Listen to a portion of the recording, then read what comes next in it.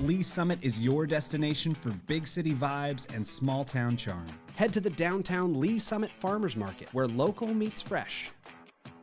Then grab a cup of coffee and discover a variety of shops and boutiques just around the corner. Continue the fun in downtown Lee Summit at a retro arcade bar. Discover your new beer at one of our 6 locally owned breweries. Cool off with some handcrafted cocktails at happy hour. End the night with live music and good company.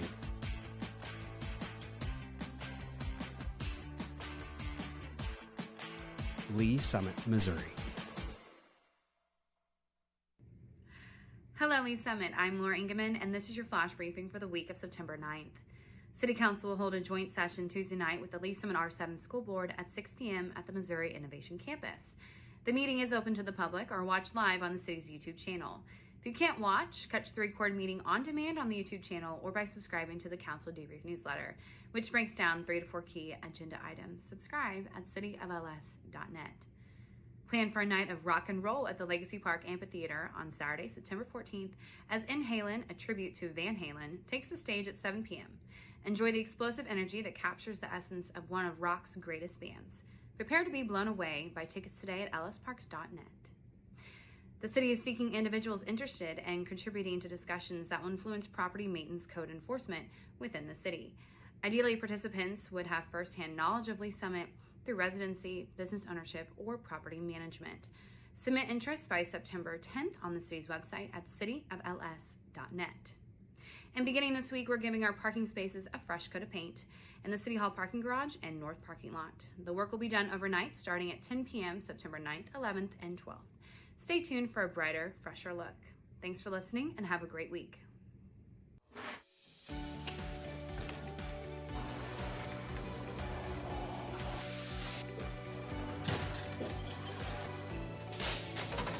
Welcome to the Lee Summit Sign Department. We are going to walk you through our process from start to finish. We make signs as needed here. It's not like we just go out into the field and place a speed limit sign here, no parking here. Our traffic engineers, they go through and they'll do field studies. They'll send us down an engineering work order for us to go out, place new signs or remove signs as needed. Coming from the material, our blanks come in and they're just aluminum blanks. We can put our white, our red, our fluorescent yellow, green, whatever. And basically what it looks like is just that there. Throw it up into the roller.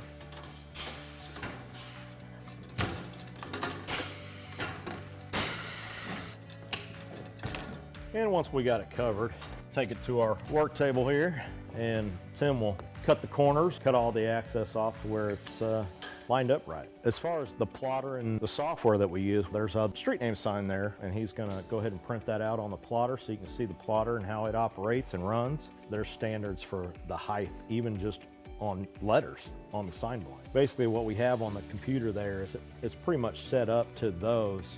And it goes through, it's got a very small but sharp needle that goes through and cuts everything out, letter by letter. Once that's done cutting, our next stage would be bringing it over here. Currently picking out the sign letters right now. We call it weeding or picking or however you want to call it. Next, putting it on the transfer tape.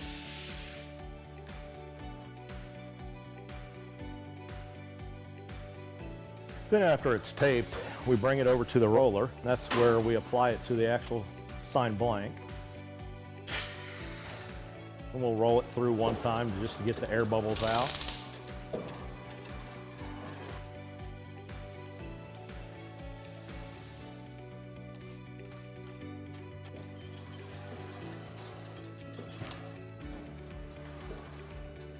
And the last stage is basically just taking the transfer tape off the front of it. And there's a finished product of the street name sign. We'll take you out to the field and show you our process that we go through. We're going to go out and follow our sign guys and get something installed for you. This is where we check our underground utilities. Tim, you got AT&T? AT&T's back here. Evergy, Google, so we should be good to go. We normally put all of our stuff together out in the field.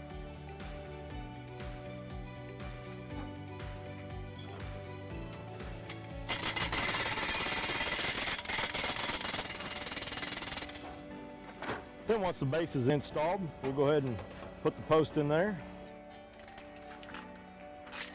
We've come up to perfect. And that's how we do it. Simple, quick.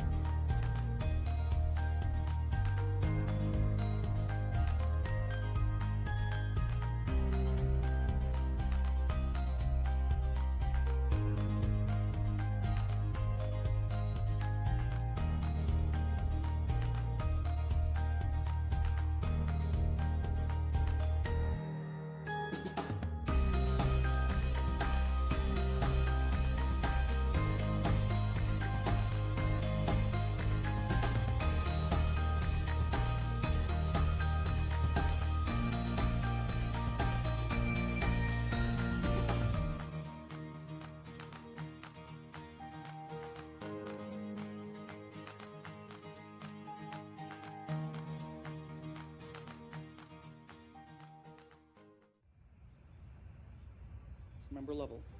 Thank you, Mayor.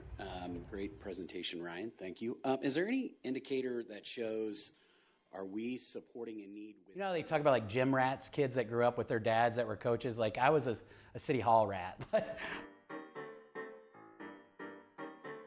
My dad, Tom Lovell, was hired as the Parks Administrator.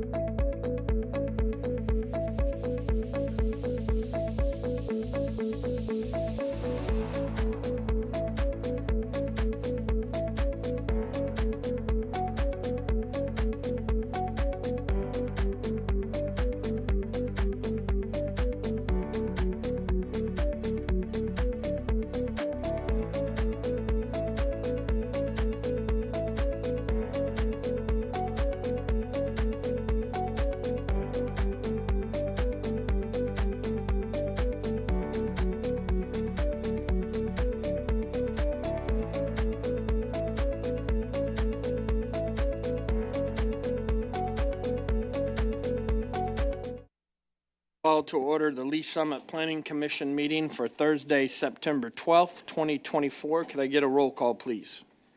Mark Kitchens. Present. Sherry Frazier. Present. Jake Lovelace.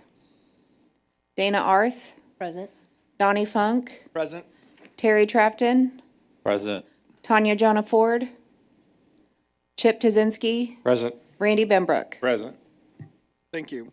I don't know any changes to the agenda, so could I get an approval of the agenda as published, please? Mr. Chair, I move that we approve the agenda as published. I have a motion. Do I have a second? Second. I have a motion and a second. Could I get a vote on the approval of the agenda, please? Mark Kitchens. Yes. Sherry Frazier. Yes. Dana Arth. Yes. Donnie Funk. Yes. Terry Trafton. Yes. Chip Tazinski. Yes. Randy Benbrook. Yes. Thank you, and the agenda has been approved. We are at our section of public comments for any business for the Planning Commission outside of any of the applications we have tonight. None, so we will move on to our first item of business, and that's approval of the consent agenda.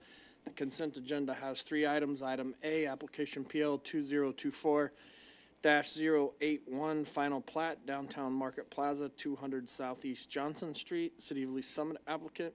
Item B, application PL 2024, vacation of easement, Downtown Market Street, Southeast Johnson Street, City of Lee Summit applicant. And item C, approval of the August 22nd, 2024 Planning Commission action letter. I have one question, Shannon. Are those 2 different easements? Excuse me, one's final plat, one's easement. My apologies. Could I get a motion for approval of the consent agenda? Mr. Chair, I move that we approve the consent agenda. I have a motion. Do I have a second? Second. I have a motion and a second. Can I get a vote for approval of the consent agenda? Mark Kitchens. Yes. Sherry Frazier. Yes, approve. Dana Arth. Yes. Donnie Funk. Yes. Terry Trafton. Yes. Chip Tazinski. Yes. Randy Benbrook. Yes. Thank you. And the consent agenda has been approved. We will move on to our first public hearing, and we will open up continued application PL 2024-129, preliminary development plan, Dunkin Lee Summit, 1399 Northeast Douglas Street, Bluemont Group LLC applicant. This application has been withdrawn at the applicant's request. Could I get a motion for this, please?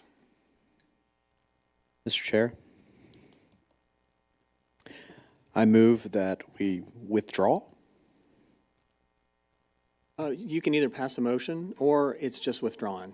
I think the note on the agenda doesn't require any action on your part. We don't need to vote. No, you do not. Withdrawn. Thank you. We will move on to item number B, and we will open up application PL 2024-107, special use permit, renewal for maintenance equipment storage, Raintree Lake Maintenance Facility, 504 Southwest 163rd Street, RLPOA applicant. This application has been continued to a date certain of September 26th. Ms. Frazier, could I get a motion? I have a motion to,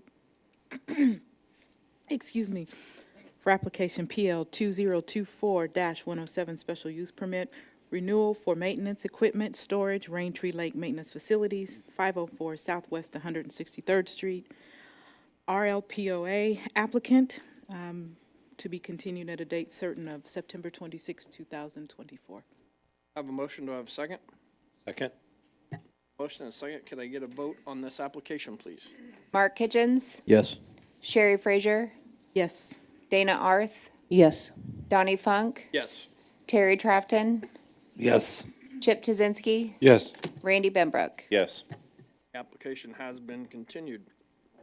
Item C in our public hearings, we will open up application PL 2024-082, vacation of right-of-way, Downtown Market Plaza, 200 Southeast Johnson Street, City of Lee Summit applicant.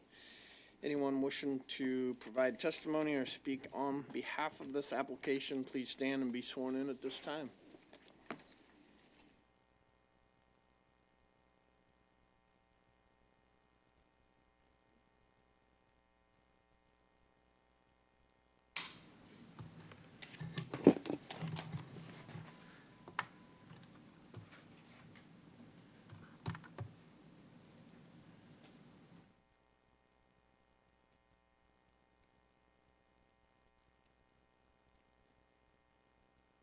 All right. Good evening, Commissioners. Shannon McGuire, Planning Manager. Please enter into the record Exhibit A, list of Exhibits 1 through 12. Exhibits 1 through 12 noted and entered into the record.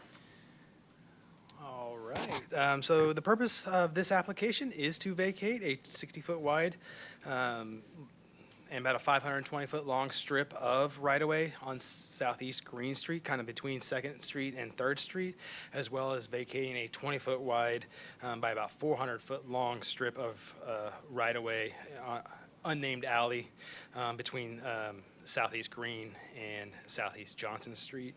The subject site is currently under development, as you all know, as the Green Street Project, which was formerly known as the Downtown Market Plaza. Once completed, this particular project will be the home of the Green Street Market, the lawn at Green Street, the grove at Green Street, as well as some pad sites for some private development.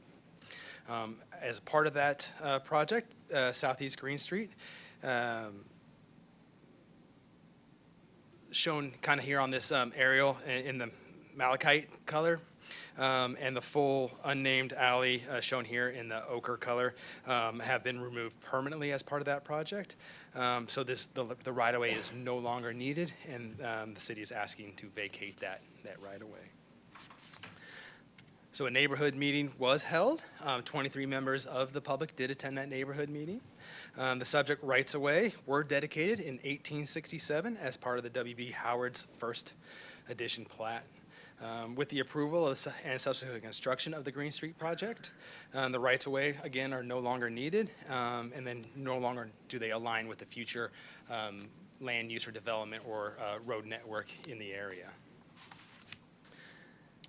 So the aerial and kind of zoning map, as you can see here, there's office and retail uses located to the north of the property, and those are kind of zoned in that T and Z, right up in this area. AT&T and Red Racks to the south, and they're either CP2, they're CP2 zone there. T and Z zone single family to the east across Johnson Street, and then the CBD zoned Lee Summit Fire Station, restaurants, and some office uses to the west there. So as you can see, the overall area is located in the Downtown Activities Center. By advocating for additional public services and increasing housing opportunities in the Downtown Activities Center, the comprehensive plan does seek to increase the ability for additional residents to live, work, and patronize local businesses, parks, and events in our downtown area. So this subject application is just a part of a much larger overall development and set of applications that's already been heard before this board. So with the project, a lot of the goals to get that additional business and residents down here are being met with this development. By vacating the right-of-way, we are not compromising any ability to implement or achieve any of the other policies or goals in that comp plan as well. So just kind of, as you see here, the site plans that were prepared for us by our engineering firm kind of draw out the technical specifications of what we are vacating there. So with that, there is only one condition of approval, as outlined here and in the staff letter. The application does meet the goals of the UDO, the comp plan, and with that, I'll yield for any questions you may have. Thank you, Shannon. Do we have any comments from or questions from the public in regards to this application?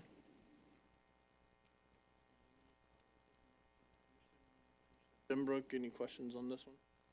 Yeah, just one quick question. So from 2nd Street in towards the parking garage, that is getting vacated as well. So will that be treated just kind of like an entry drive into a commercial facility? Correct. Okay. That's all I had. Thank you. Thank you. Commissioner Tzinski. No questions. Thank you. Crafton? Oh, no questions. Commissioner Arth? No questions. Frazier? None at this time. Commissioner Kitchens? No, sir.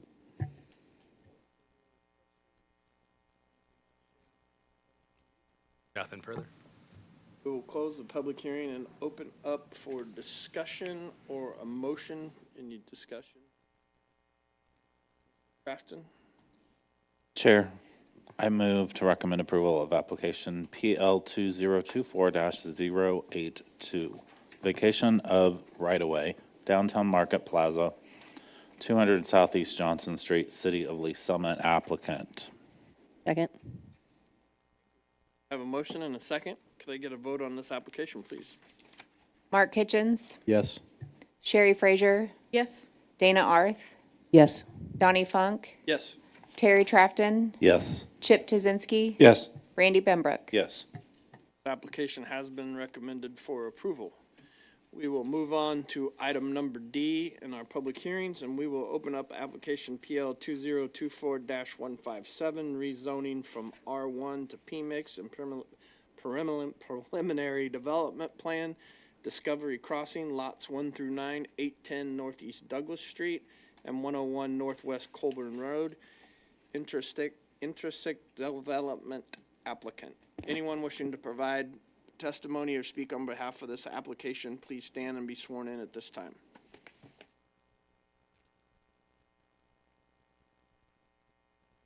Thank you.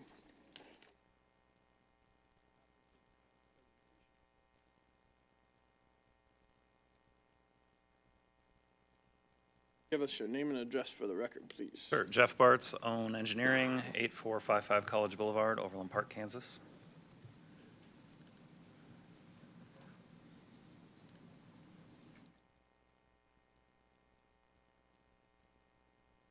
All right, I'm here to talk about Discovery Crossing. That is the second phase, which is kind of the darker bluish green on the map there, which is the northeast corner, kind of between Colbern Road, I-470, and west of Douglas Street. Just some quick information on what we are proposing on the site. There's 9 lots and 2 tracks. This is kind of the first phase of the entire south area. This phase was basically delineated because there are utilities from the north as part of the first phase that were stubbed out, and this is what basically can be served by that area. There's approximately 80,000 square feet of commercial space available in this area. Unlike the north piece, there is no residential in this phase. There will be residential further along to the west of this area, but there is none in this current phase.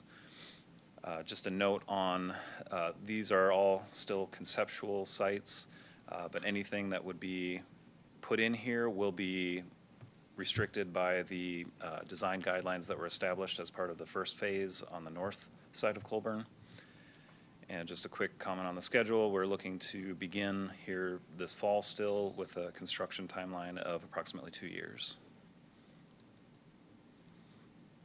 So this is just kind of an overview of what is further west, kind of in the works. The roundabout that is part of this project, when you go west of that, it would be kind of a loop road that would involve both apartments, retail, restaurant, kind of the true PMIX of a little bit of everything, into what is a kind of a Riverwalk amenity. And then on the other side of the Riverwalk is again more apartments, retail, hotel use on the west side of the Riverwalk. Quick note on traffic. With the development, we have determined with our traffic engineer that signals are warranted in this area due to the development. We are proposing to install 1 signal at the intersection of Trails Edge Boulevard and Colbern Road. And then we also are proposing just a right-in, right-out access at Discovery Avenue. That's similar to what is being installed currently on the north side into the village. And just a comment, in the future, on the other side of the Riverwalk, we are looking at installing another traffic signal once that development is fully built out. The rest of this is just kind of a quick conceptual of what each lot could potentially contain. Again, none of this is set in stone, but when we get tenants that are interested, we will submit final development plans to the city for their review. But again, all the materials will be consistent with the current development throughout the project. So lot 1, restaurant, lot 2, another restaurant, 3, kind of more of the quick serve restaurant, potentially coffee shop as well. It could be either. Lots 4 and 5 are more of your kind of typical strip center, retail and restaurant establishments. Similar with lot 6. Lot 7, we have received interest at a grocery store for this lot, as well as just, again, more retail tenant spaces next to it. And again, lot 8 and lot 9, kind of more of the same, just retail, restaurant tenant spaces. So that's all I have for a presentation. I'm happy to answer any questions you may have. Thank you very much. Staff.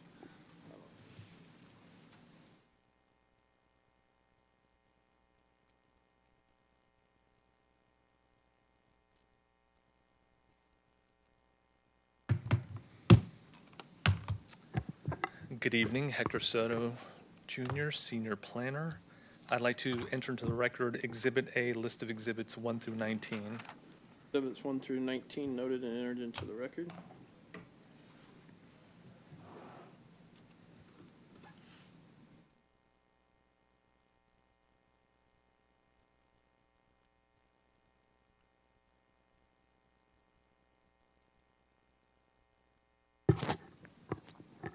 So as Mr. Bart just mentioned, the application before you is for a rezoning and preliminary development plan for the property outlined here in red. It is located at the northwest corner of Douglas and I-470. It's, as you can see from here, and those that have been longtime residents of Lee Summit, you've known it always as a single-family residence on acreage, about 20 acres in total, that basically historically be used for agricultural purposes. So this image here just highlights where this particular piece of the puzzle fits within the larger scope of the applicant's long-term plan for redevelopment or development of this general area.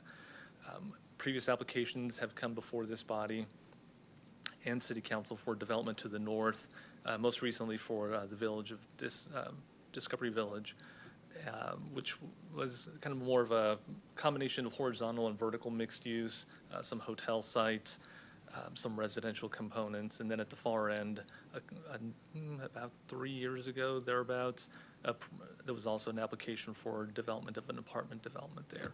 So as you can see, making our way clockwise through this area, the applicant has brought forward this, like I mentioned, this next piece of the puzzle that's comprised of Zone 2 of Discovery Park. So the existing nature of the zoning in this particular area off to the northeast quadrant of this intersection with Colbern is airport property. You know, to the north, you've got that existing PMIX zoning for that first Zone 1 of Discovery Park. To the south, you've got the highway, on the other side of which is the hospital campus. And to the west of this, you have undeveloped PMIX zoning that was annexed into the city, about 313 acres from Unity Village a number of years ago. Perhaps not specifically for this particular project, but for fulfillment of this type of development for mixed use and large-scale development here along the highway frontage and highway interchange.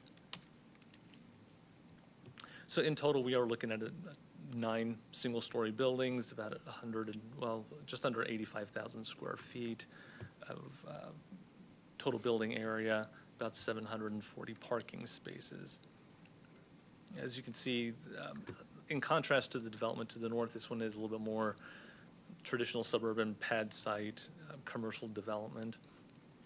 But some of the characteristics that does kind of carry a thread from a development standpoint from the north to the south, and will continue to the west as the future phases of Discovery Park come through, is that even within the interior streets, regardless of whether or not it's kind of more somewhat of a downtown type of zero lot line development or the pad site nature of this one, they are proposing internal connectivity by using sidewalks on both sides of all internal streets.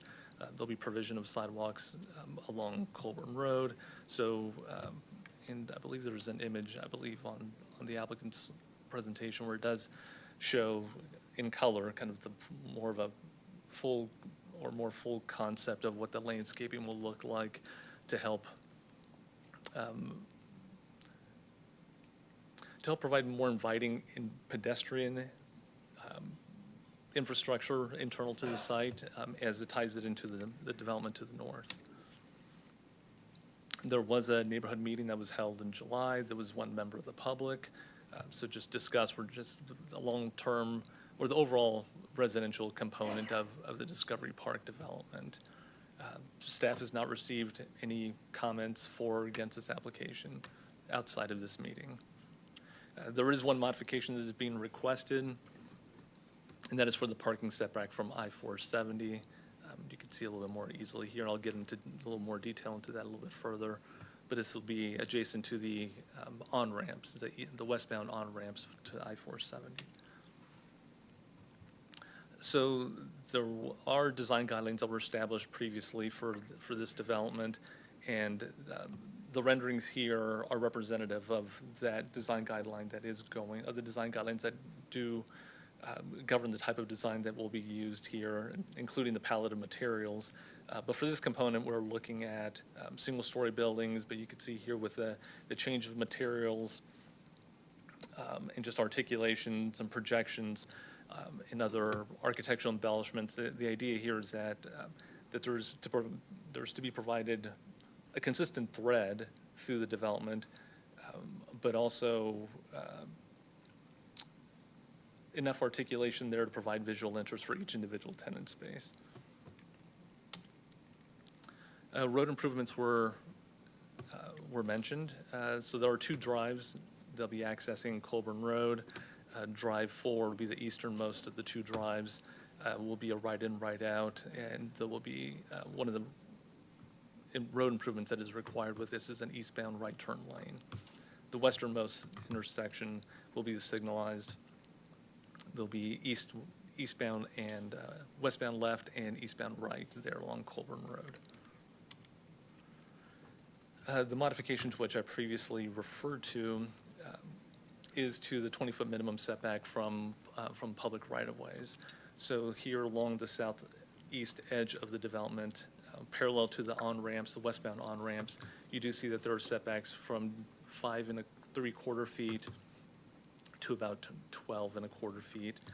The minimum is 20, but similar to other projects that you've seen relatively recently along highway frontage, there is an abundance of right-of-way that still yields a sufficient amount of separation between those improvements on the private side and the nearest travel lanes adjacent. So staff is supportive of the requested modifications to allow minimum 5.77 foot setback there along the southeast property line. The proposed rezoning to PMIX is consistent with the mixed use land use designation under the Ignite Comp Plan, and again, as also previously mentioned, the overall vision for the annexation of a significant amount of property to the east or to the west of this was intended toward that end as well. There are 4 conditions of approval that are associated with this recommendation. The modification is addressed in number 1. The rest of the modifications are fairly standard. The one thing I will call attention to is that at the time that, since PMIX is a customizable zoning district, there are no set land uses, it's all tied to the plan. One of the conditions that's being tied here to just provide a little more clarity as to what types of and range of uses is that the CP2 zoning district land uses will be the ones that will be governing this development. So you will have your typical mix of retail, restaurant, professional offices, that type of use. So with that, I will yield to any questions you may have. Thank you, Hector. Do we have any questions from the public in regards to this?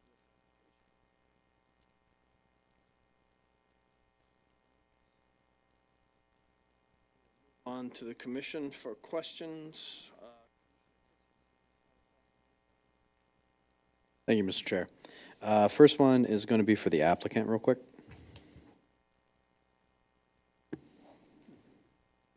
So through there, as this conceptual plan coming through, are you guys already courting any tenants for the spaces through there? Because that's a lot of restaurant space. It's not all restaurant, there's retail as well. I know that there is a lot of interest. I know the developer is here with me tonight, and we talked earlier. There's a lot of interest, but there's nobody willing to pull the trigger until the rezoning has been completed. But yeah, lots of interest both in retail tenants and restaurant tenants. Thank you for your honesty. Thanks. That's all I've got for you. Thank you. Thank you. This one, go ahead. city staff still. Oh, sorry. But thank you. Hector, got a couple questions. The timeline for moving the airport entrance from up there, just north of that, I know that's part of the airport redevelopment. What's the timeline for that to happen? That is a good question. I do not know that. I don't know if there's anyone here that might know. I don't believe anyone is here that can answer that question, but it is something we can get for you. Okay, well, here you go. Thank you. Susan Berry, City Traffic Engineer. The entrance on Douglas is not going to be removed with the airport redevelopment. We're just going to move the main entrance over to the east side of the property. And that construction has started, but I don't have a time frame on when it'll be completed. Okay, because we're looking at them starting construction 2024, the end of this year, but 2026 they'll be leased up, obviously, when they're going through. We know the developer, and I mean, we move money, right? We get that leased up quick, and that's awesome. I just worry about the traffic, especially with the airport redevelopment. Fantastic airport. So if we had that time frame, that would be fantastic. Thank you. And I can pause on that and just move down until we get that. That's not a big deal. Glad you came tonight. Ryan Elam, Assistant City Manager. As far as the timeline about that, I believe that'll correspond with Hangar 2 opening. Hangar 2 is currently under construction and expected to be completed in 2025. Perfect. I'll accept that. Thanks, Ryan. All right. Sounds great. One more thing for you, Hector. This is a road question, so if you want to punt, that's okay.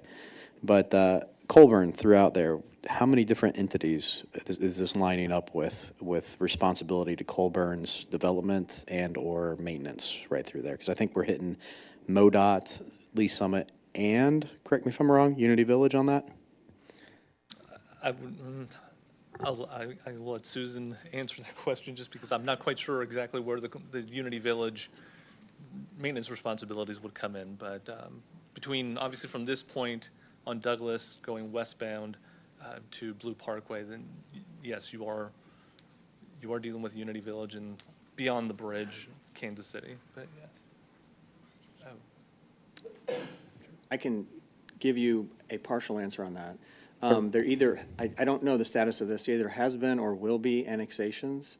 So the roadway is all in Lee Summit's jurisdiction and Lee Summit will maintain. That, I remember this being discussed last year, but I wasn't the one that worked on the annexation, so it may be finished by now.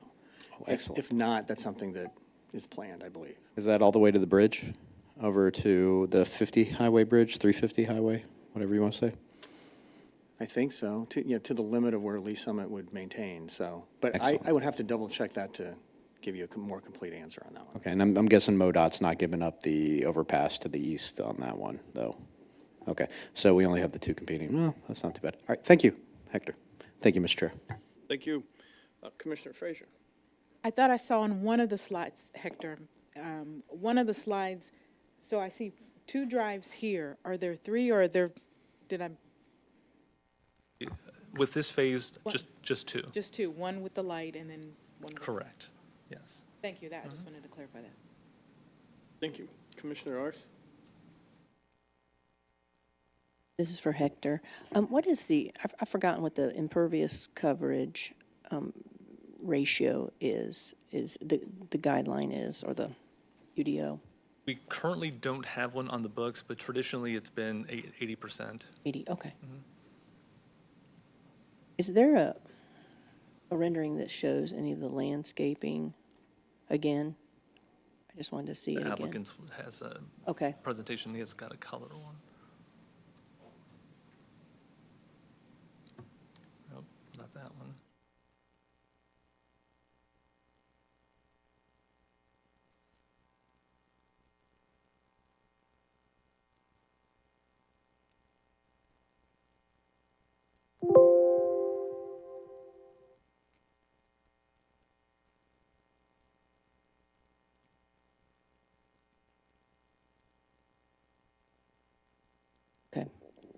I have probably some comments, but no more questions.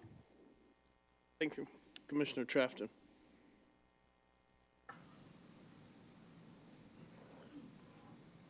Come back to you. Oh, I think my question was also related to the landscaping plan. I noticed that it says hundreds of trees and shrubs. I think this is for the full development. Is that correct, sir? Just this phase? There's like 138 trees going in, 146, 284 trees. There's no way that's 500 shrubs. And I'm not counting that many on the plan.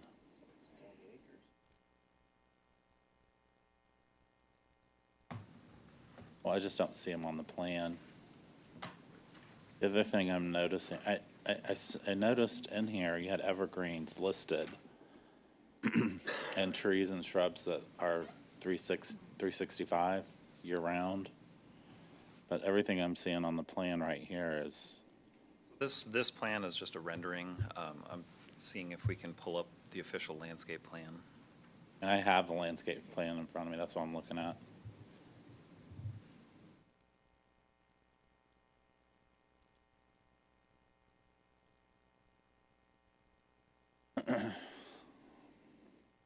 I don't see, huh?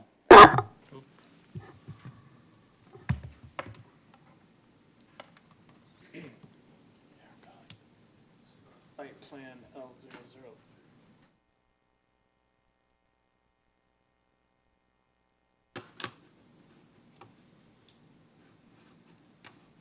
It's on page 1 where it shows the count of trees and shrubs.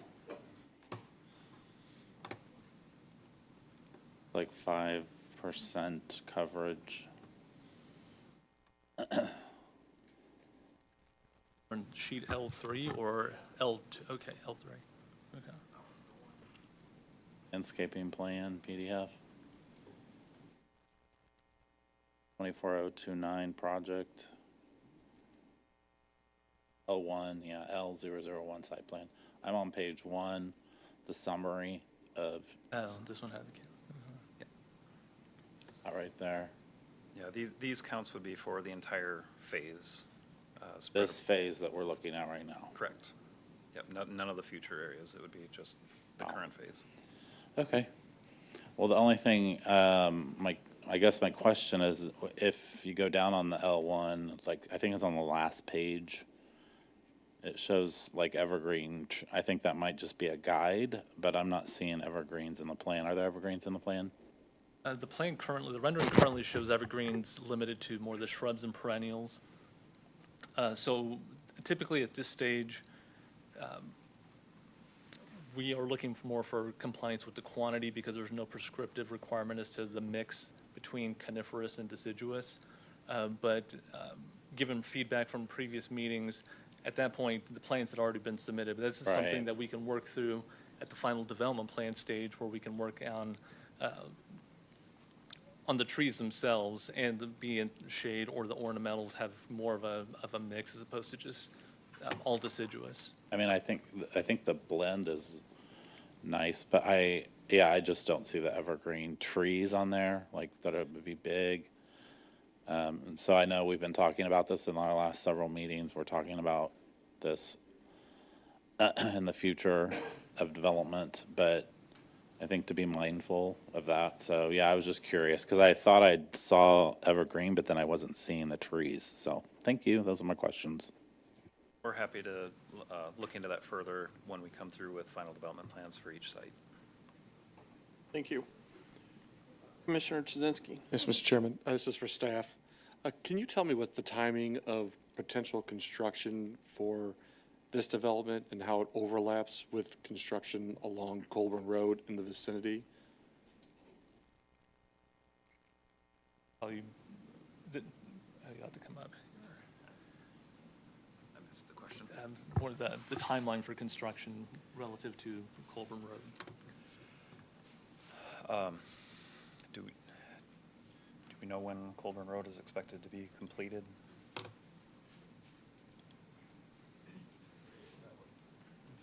I guess, You always sat back there, Susan.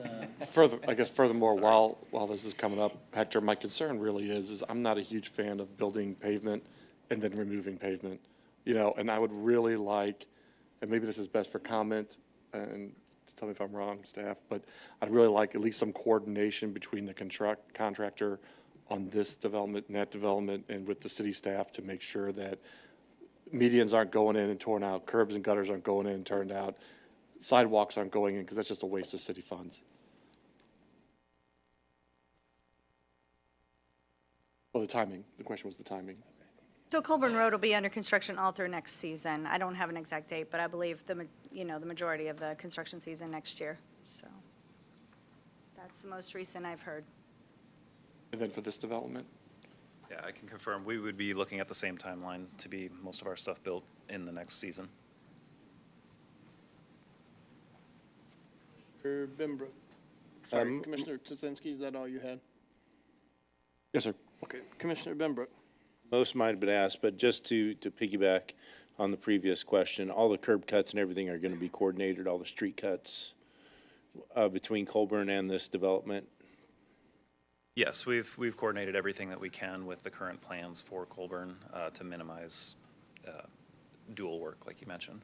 Perfect. Thank you. Thank you, Chair. Thank you. Any other questions from the commission? Staff, anything else? We can close the public hearing and we can open up for discussions or comments. Commissioner Kitchens, I'll start. Thank you, Mr. Chair. I'd like to thank the applicant for bringing what seems to be a pretty well-planned next phase to an area of our city that, let's be honest, in our comprehensive plan, we labeled for this. I know that, we got some heartburn when we grow as a city, and that's okay. I think that's part of the process.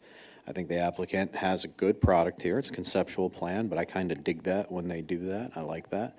To hear that we are already annexing the road, Colbern, all the way through, gives my heart a little bit of joy. MoDOT, we've lengthened our stride coordinating with them recently, so it's been going pretty well. I agree, the roads need to be coordinated with this development tremendously, and I hope staff takes that to heart, and I know they will because they usually do a fine job of that. I don't like any more than anyone else tons of development all at once. We're talking roads, airports, tons of apartments going up, retail space and everything like that. But let's be honest, we have a great city. People want to move here and we need it. When I look at the receipts that come through the city, we need more people in the city. I know that that's a contentious subject on a lot of things, but this is quite frankly the demand we've seen. We are requiring this, and the retail to go alongside those people really helps our city out. This is a good spot for it. I hate to say that because of Colbern and the congestion and everything like that, but when we're redeveloping the roads together, when we're getting the airport done and moving the entrance over to the other side, it seems to all be lining up pretty serendipitously. So I'm very happy about that. I would just caution, lots of green space. I would caution use the trees correctly and the landscaping. But like I said, developers come up with something that I think our city needs and it's the right spot. So I'm going to be voting yes on this, and thank you once again to the applicant. Commissioner Frazier, any comments? Just a quick comment. I, too, am very excited about this. I have received a number of requests as far as the timeline, what's going to be there, when, and so forth. So I'm excited. I'd also like to point out, I really appreciate, again, I know we do it, and that is that those are the neighborhood meetings. Now, I understand that this particular phase here did not include any residential, so I understand that the next phases will. So kind of looking forward to public input and comment, but I'm very excited. I also like the fact that you've pushed back along 470 so that when I drive by there, it's aesthetically pleasing and with all of the landscaping as well. So again, just want to echo that I'm excited, and I think this will, again, put our city up front. Thank you. Commissioner Arth. I think it has looks like a lot of potential for some nice tenants. The one thing I would say is I'd like to see a little more variety, and maybe, I don't know if it's possible or if you've considered some of the buildings being two-story buildings, just to give it a little bit more height variety. But otherwise, yes, this is going to be a great addition to Lee Summit, and especially with the proximity to the airport, and hopefully it'll attract people who are flying into Lee Summit for meetings, et cetera. So, but I really would, I don't know if you have looked at other options for the different heights, but that's my only comment. Thank you. Crafton. I would just echo the previous commissioner's thoughts. I mean, I agree. I'm excited about this development and will support it. I'm more excited about the grocery store to find out who that is, and I'm sure they want to see what's happening there. But I will stop there. Thanks, sir. Van Buskirk is out there and hearing you loud and clear that you want to know about the doggone grocery store. So, Commissioner Tuzinski. Mr. Chairman, yeah. Thanks a lot to the developer for bringing this development in. I've spent a lot of time on Colbern Road over the years.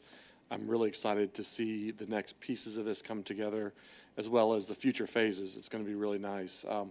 Again, just reiterate, I don't like to see pavement go in and then pavement taken out right after it's gone in. It's just not a good use of taxpayer money. I appreciate that the city is going to be working with the developer's construction engineer just to make sure all that coordinates. I think that's a great idea. And I know the city's got excellent staff and they do that all the time. So I appreciate that. So thank you very much for coming and appreciate it. Thanks. Pembroke.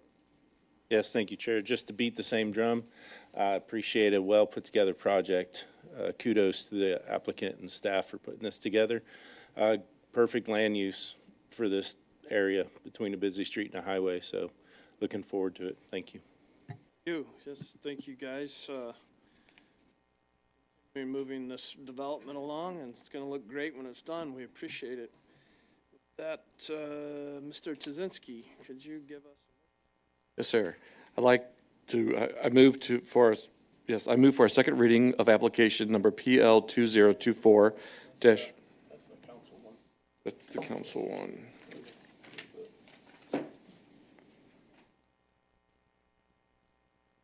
It's just, okay.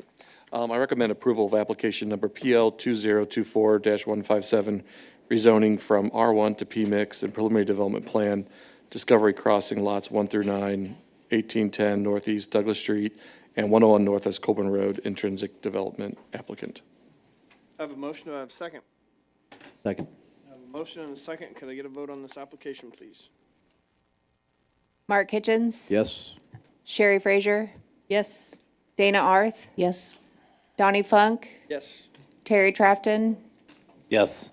Chip Tuzinski. Yes. Randy Pembroke. Yes. Thank you. And this application has been recommended for approval. We will move on to our next item in our public hearings, and that's item E.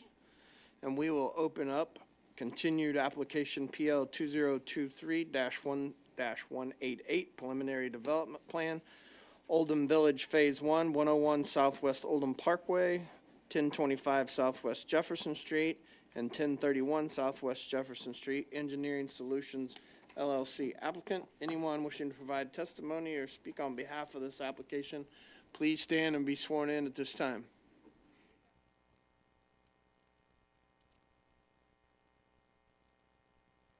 As a presentation, come on down.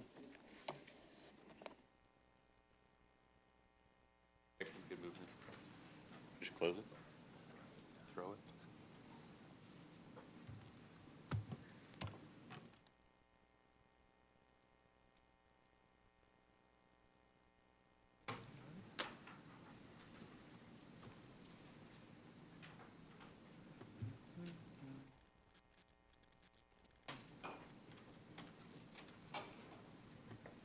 Chair, I could note one thing, just on the public hearings. I'm assuming, based on what I'm seeing here, that you're going to be talking about both phases together?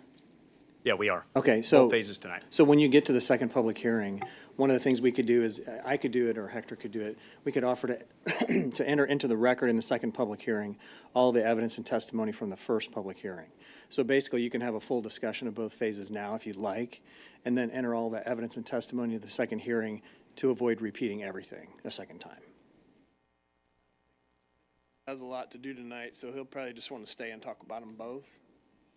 No. Whatever you all would like, you know. We've spent a long time to get here. We'll do what you'd like. No, that's great. That'll work out perfect. Thank you. Okay. Well, good evening, Commissioners. Matt Pennington, President of Drake Development, 7200 West 132nd Street, Overland Park, Kansas. It has been a long time to be able to sit here in front of you today. Last time I think I saw you all was I was asking for an extension on some of those cars that continue to be parked out there. And I think today is a big step to hopefully, continue that process to remove those. So it has been about 3.5 years to get to this point. And we started a long time ago assembling a number of properties, and it's not been any easy task. So when you're assembling numerous properties with some existing businesses and finding relocation and just taking that time and those efforts, it's one of the hardest things you can do in real estate. And so we're blessed to be here today and have a complete project with an unbelievable team. And we don't look at projects unless we have tenants. And we have plans for our projects. You've all seen Streets of West Pryor. We've been fortunate and blessed to start with tenants there.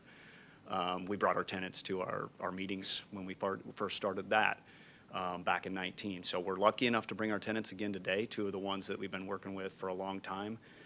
So they will be here to potentially answer any questions if need be. Each one of those is Q39. And then Chick-fil-A was also here. Those two are signed agreements.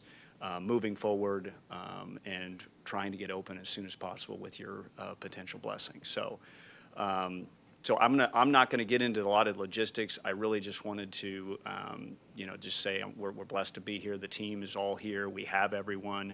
We all have a vested interest to try and get this to the finish line. So tonight you're just going to hear a number of the issues that we've spent the last 3 years overcoming, including MoDOT. There's just a number of nuances that come with that. There is the off-site sewer that you'll most likely hear about too, that's not even on our site, and us increasing that capacity. The regional stormwater, the new roadway alignment, again, all these things you'll hear about, but I list all these, and they're not small challenges. They're enormous challenges that we get to sit here today and say we believe we've got a path and a plan. So. With that, I'm going to let Matt Schlisch get up here and give a presentation on all the nuances of the development. But I'm here to answer questions as we get further into it. Like I said, our tenants are here. Some of our third parties are here. Our construction team's here. So we're all here to answer as many things that you have. Thank you, Matt. All right. Good evening, Matt Schlisch, Engineering Solutions, 50 Southeast 30th Street, Lee Summit, Missouri. I don't know what Matt's talking about. This is version 1 of this drawing, so prepare yourself. But no, as Matt's talked about, this is a project that has taken some time and a lot of care and effort to get to this point, and there are a lot of good users that will talk through this site. So generally speaking, we're the southwest corner of 50 Highway and 291. The Odessa site expanded. So it's down Jefferson. It's a lot of that area that's been out there, the CK Chemical Building, the Elite Fence, and a lot of those buildings that have been out there for years.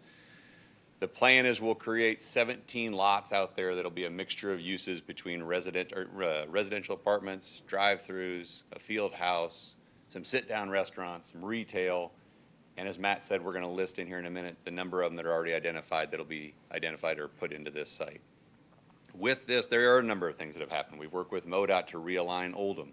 We worked with the city to realign Jefferson Street. We've worked with MoDOT for their improvements as well as the city for some of the off-site improvements that are going to be necessary. An additional traffic signal will be located on site. Some shared use trail extensions, so to start to connect some of that pedestrian walkway that MoDOT has done up and down 291 to get into the site and get into the city park system. An off-site sewer system improvement that is needed in a continuation of the Cedar Creek that will again allow for future development, allow for improvements to the system that exist in that area. The Envision LS overlay was worked with staff to try to develop and identify and meet all of the goals and objectives One modification we do have in there is the design of the architectural style wasn't exactly what was needed in this area. And so there were some conversations with staff on how to make that make sense and work through. So overall, the site is zoned PMIX and industrial with one little residential site that sits just to the south of CK, old CK. The plan is to rezone it all to PMIX to allow for the opportunity to develop a mixture of uses as we just talked through. On the comprehensive plan, this area is identified to be that type of commercial mixed-use development. As we start to look through the site, you're starting to see areas of up on Oldham, up kind of at the northwest corner of our site, at Oldham where you're at 291 looking to the east, down on Purcell's, some of the existing businesses that exist out there on Jefferson, the existing facility that exists today, if anybody remembers it, prior to trucks being located on that site that have been there for a while.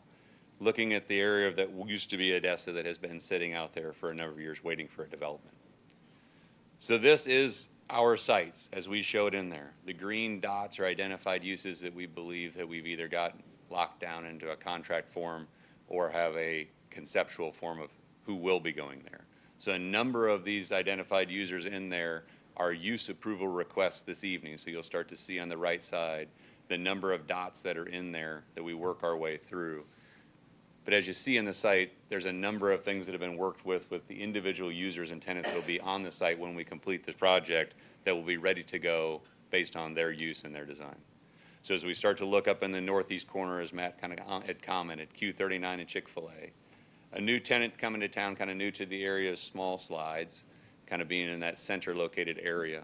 The idea that we've kind of created is what we're calling the 7 Road. The 7 Road will be kind of the interconnector between the signalized intersection that'll sit in here and the connection point that we've restricted with medians and intersection controls to get a better access to the site coming off of 291. As we start to look into the apartment facility that's there kind of located in the southwest corner of the site, 307 units, mixture of sizes between 1 bedrooms to 3 bedrooms. We've given you what our anticipated breakdown of units are. It's general sizes of that 560 to 1,200 square foot. Parking ratio that we're requesting in a modification will be 1.7 just based on the number of bedroom units that we have on that side of it. Apartment facility will have the pool, we'll have the clubhouse, we'll have the fitness center, and I can confirm it will have an elevator. So before we ask that question, it's already located on the site. Again, just talking about the materials and ideas, it's a high quality apartment facility, not uncommon to anything you've been seeing in towns going up right now. As we start to move down to the south, we start to identify other users. So this one we've thrown in on a couple sites. It'll be kind of our prototypical site. This is the one that'll be the retail mixed use, could have a drive-through that would be some type of a coffee shop. There are a couple spots that would be utilized, and then one of our other users as you kind of come down to the south and east. So one thing that was important to identify is that we do have a parcel on the interior side of the site. So this is Purcell, Jefferson, 291, kind of southeast corner, that is not part of the project. But in order, because we want to remove the outer road or Market Street in that area, we're going to be constructing a new public drive with a cul-de-sac that will access that site to maintain access to that user, to that property owner through this project. So we just wanted to make sure that's illustrated and identified that that is the intent, to not lock them out or do anything to their site and their use of the facility. So again, as we start to talk about what does the offsite sanitary sewer help with, it's 835 acres of watershed that drains through a sanitary sewer system that will start to open up areas on the east side of 291 for development. It'll improve the existing sanitary sewer system that exists downstream of this facility. So as you're starting to look, this is Ward Road and gets down into the main Cedar Creek interceptor that they've been developing and improving over the years. So this is that line that is nearly 7,500 feet of sanitary sewer that will be upsized, improved, and modified going down through that existing creek channel that's been sitting in that area for quite some time. As we start to talk about improvements in the area, there's improvements that are going to happen out on 291 coming into the site. Obviously, the entire intersection of Oldham coming off of 291 will have a new improved intersection to help control access. And then down in Purcell's, trying to help alleviate and control some of that access movements that are struggling down there between the church and the school and just the residential or the commercial users that are down in that area. So again, it's adding a eastbound right turn. It's adding in a median and some control to get that left turn into that area so that we stop some of those cross-traffic conflicts that are happening down there now. The modification requests that we have, we've talked about the apartment parking ratio requirement is 2, but based on the number of bedrooms that we have and our 307 units, we feel that a 1.7 is appropriate. We have some parking lot setbacks. Again, requirements are going to be met through the center core of Oldham, where we'll have our 20-foot setback, but what we're asking for modifications are more on the perimeter when we abut up to 291 and 50 Highway, where there's a plenty of green space out there. This table has a lot of info in it, but essentially we can go through them as you need. And as Matt said, there's a lot of detailed information to have, but we're trying to kind of give the ideas of what you need, and we'll answer any questions we can. So one conversation we did have about the impact screening. So to the west is a residential neighborhood. To the south, kind of center area, there's a residence. And then there's a residence on the southeast side. Our proposal, because we should have a requirement, or there's a requirement to have a high impact screening on the everywhere where there's the blue and the yellow, is that on the westerly side, because of the grade change, there's nearly 18 feet of grade change between where the parking lot and those houses will be, is we're going to have a retaining wall, and then we're planning to landscape that area of it. So essentially the retaining wall in that area will serve as the fence. So that's the request along the westerly side. Down along this is our detention basin. So we didn't feel that there was any need to have any screening along the detention basin in that area. The yellow areas where we're proposing that the high impact screening and fence should and can be installed. The resident that is here, we talked to at the neighborhood meeting, they're here as well to have a conversation with you about it, but this is what we had conversations, was to screen their property. This is the Abundant Life parking lot. We have a letter and have conversations with them that there is no need to provide a fence and landscaping adjacent between 2 parking lots. And so we've removed the fencing from that area. We'll still have landscaping.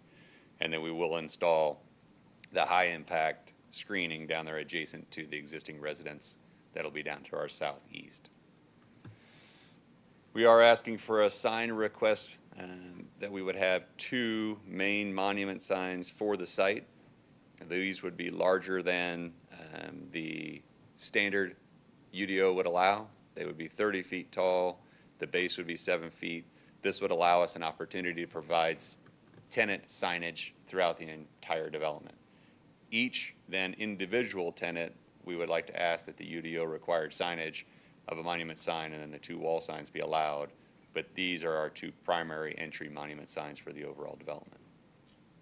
We did hold a community meeting up at Summit Park Church. We had, I'd say, pretty good representation. We probably had a dozen or so neighbors come from a couple businesses, a couple of the residences. I think overall everyone was relatively excited about the development, about the bringing of restaurants, about the bringing of some new retail in that area, and mainly of getting something going on the site. We had some general discussions on the stormwater. We had some general discussions on landscaping. I don't think we left that meeting with anybody not feeling answered, but certainly if anybody's here to answer or ask any more questions that we'd had, but I think we went through a pretty good discussion on the overall project. So then we go to staff's recommendations. We are 100% fine with staff's recommendations. The only one we wanted to modify is number 5 on both the first and the second phase, is that there was a revised traffic impact study that was dated September 10th. We just want that reflected in the staff's recommendations. And with that, we're here for any questions you guys might have.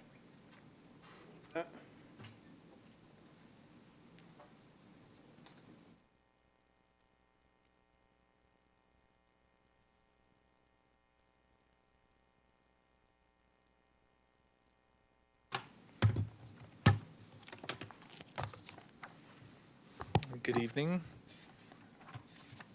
Hector Soto, Jr., Senior Planner. I would like to, well, I guess I'll be entering 2 lists of exhibits.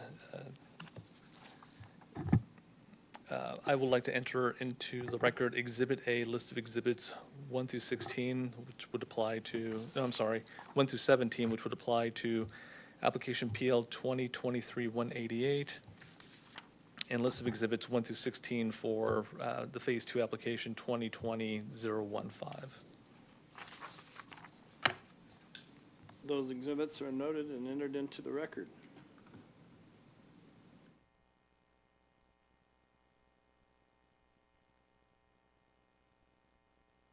One thing you'll have to bear with me is I did, not knowing exactly what your preference might be in terms of presentation, I broke out two separate presentations, and I can go from one to the, flow from one right into the other.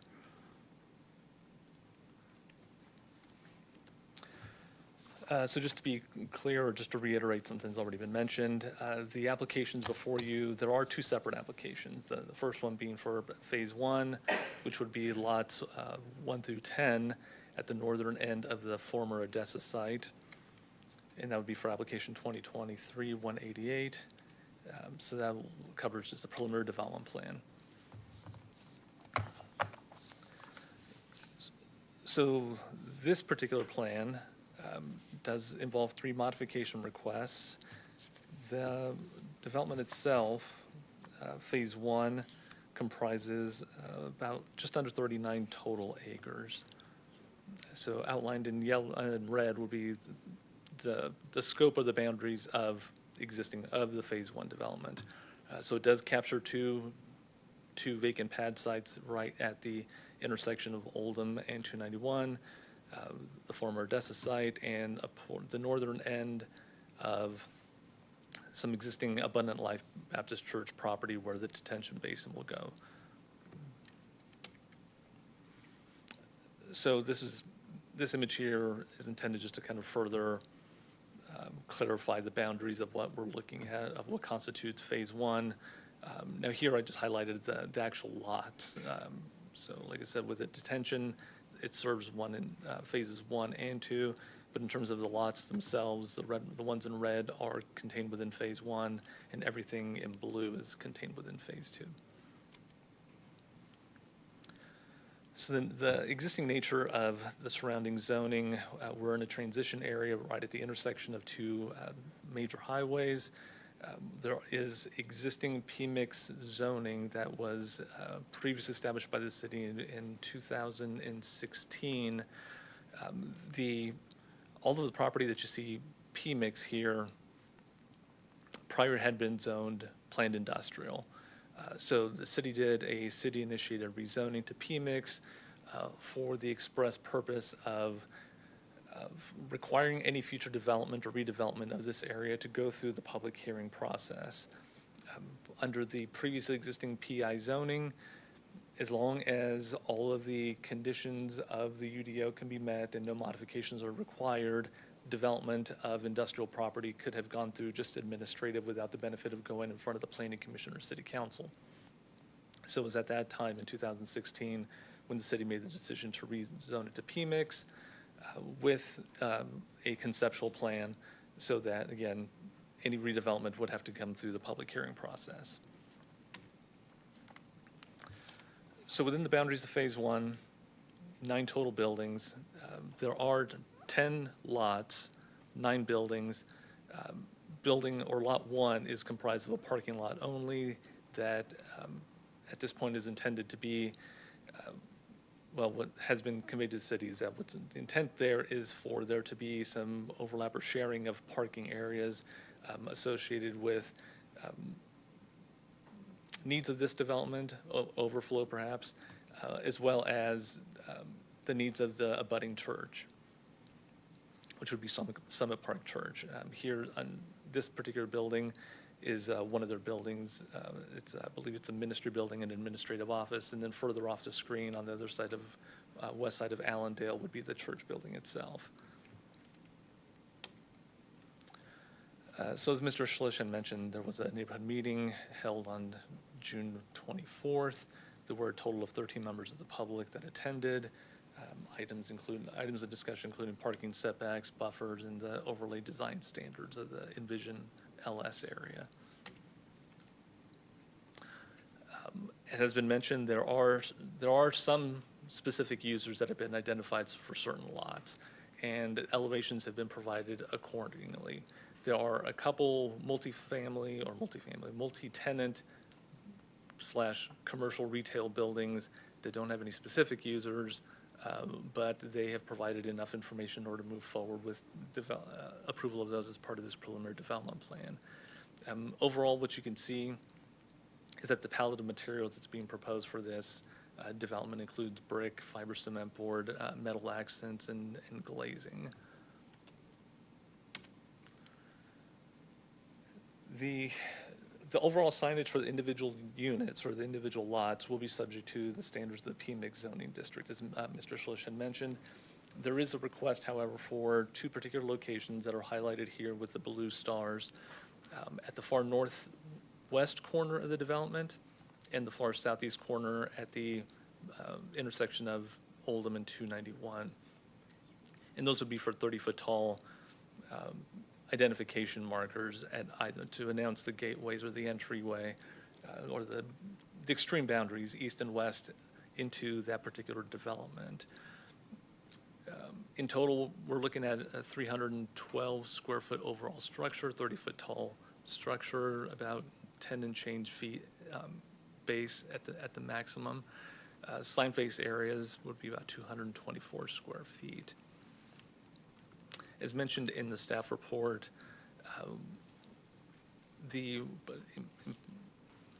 obviously the intent of these are for wayfinding, to provide some identification for the center as a whole and for individual tenants, and also to provide easier wayfinding off of the abutting interstates as well, or I guess they're not interstates, at US 50 highway, which runs diagonal through the area, and 291 that runs south from here. The interchange is about, the northernmost interchange, or the circle itself, is about 1,000 feet to the north. So this 30-foot sign here is intended to more easily identify from both sides of the interchange the location or the entrance into the center. So the modifications that are being requested along this is along the lines of what was previously asked with Discovery Crossing, where we do have areas that the proposed development abuts a lot of MoDOT right-of-way. So it's not unusual, again, for parking lots to have less than the 20-foot setback requirement from the public right-of-way, given the amount of separation that already exists. Here you can see that at one point the parking lot is at 0, but the actual travel lanes and the curb lines are well in excess of about 60 feet. Just a reference point on this drawing from here to here, there's a 44-foot distance. So extrapolating that out on both sides of the frontage will give you about 60 feet or so of separation from the parking lot to the adjoining travel lanes. So this particular graphic here is representative of the area in which the modification request is being sought to the buffer requirement along the west, and essentially the only aspect that's being requested to be modified is that a 10-foot plus modular block retaining wall be used to provide that physical and visual separation between the adjoining developments, rather than an additional 6-foot tall vinyl fence or masonry wall. So they still provide, there will be adequate amount of landscaping that is provided, and through this area as well, in sections of it, there is also some existing tree line.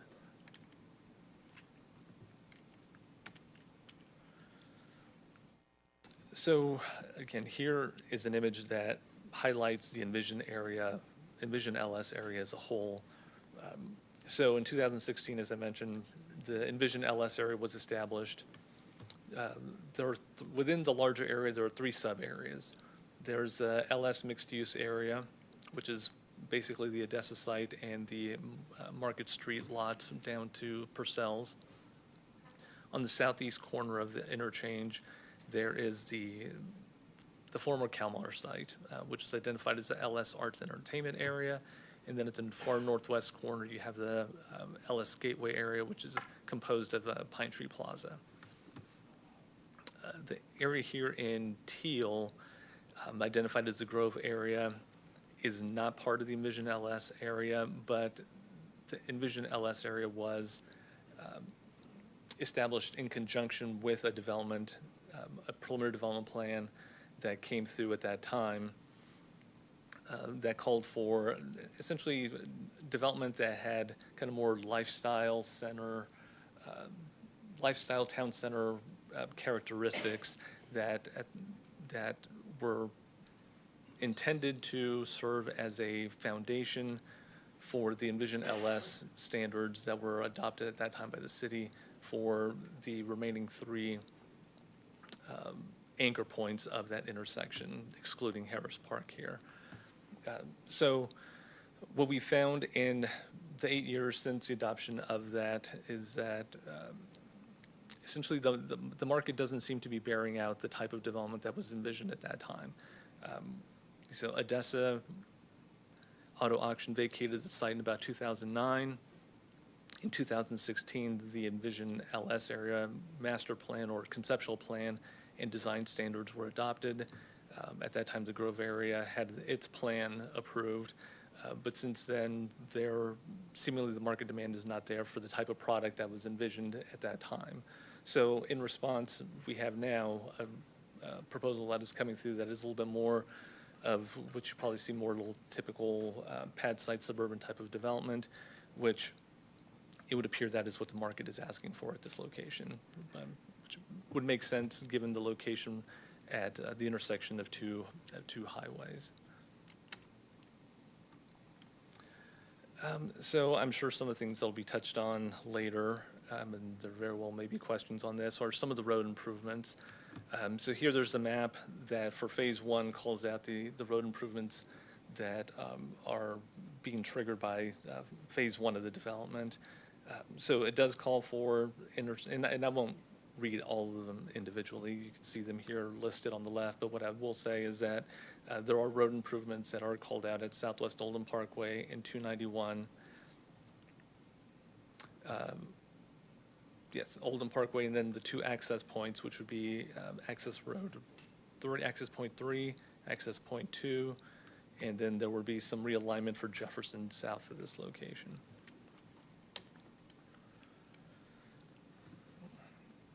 So the Ignite Comprehensive Plan currently shows this area identified as commercial. The nature of the uses is very much in support of that. It is, when looking at it at the macro level, there is a horizontal mix of uses between 1 and 2, and that phase 2, which we'll talk about later, does include a multifamily component. But overall, what we're looking at here are a bunch of retail service, commercial retail services that, restaurants, multi-tenant commercial sites, a potential fitness center or community center. And there are, let me back up. So again, looking kind of at a big level, on your left here is a list of all of the types of uses that are allowed within the existing boundaries of the Envision LS area. So although it has PMIX zoning, the vision for this was to provide types of uses that would be typical at your CP2 zoning district level. So professional office retail uses, it does allow for a mix of loft and multifamily residential, hotel restaurant uses, drive-throughs, convenience stores, and the like. So with this application, with the phase 1, there are a total of 6 conditions of approval. And one of the things that will be adjusted here, which was mentioned, condition number 5 is to make reference to the most recent or revised TIA, which would be dated September 10th versus versus August 26th. So what we'll do now is I'll pull up the other.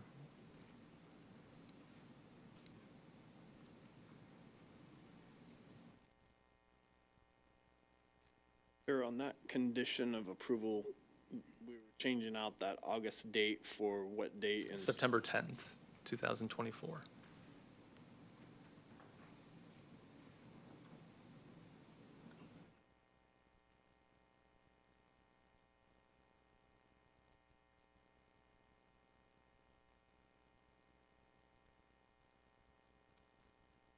Phase 2, there's a little bit of an overlap, just again to give everyone a reference point.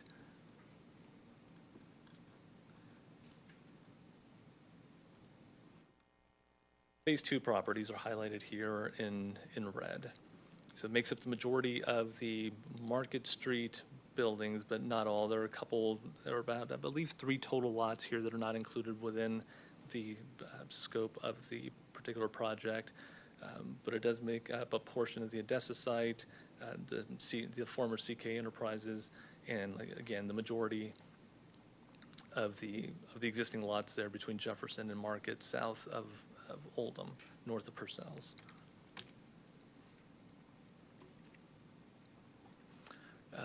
In total, with Phase 2, there are about 820,000 square feet of building area, comprised of 8 total buildings.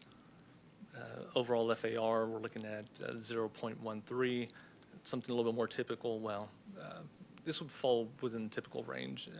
Commercial development typically has an FAR in the upwards of maybe 0.25.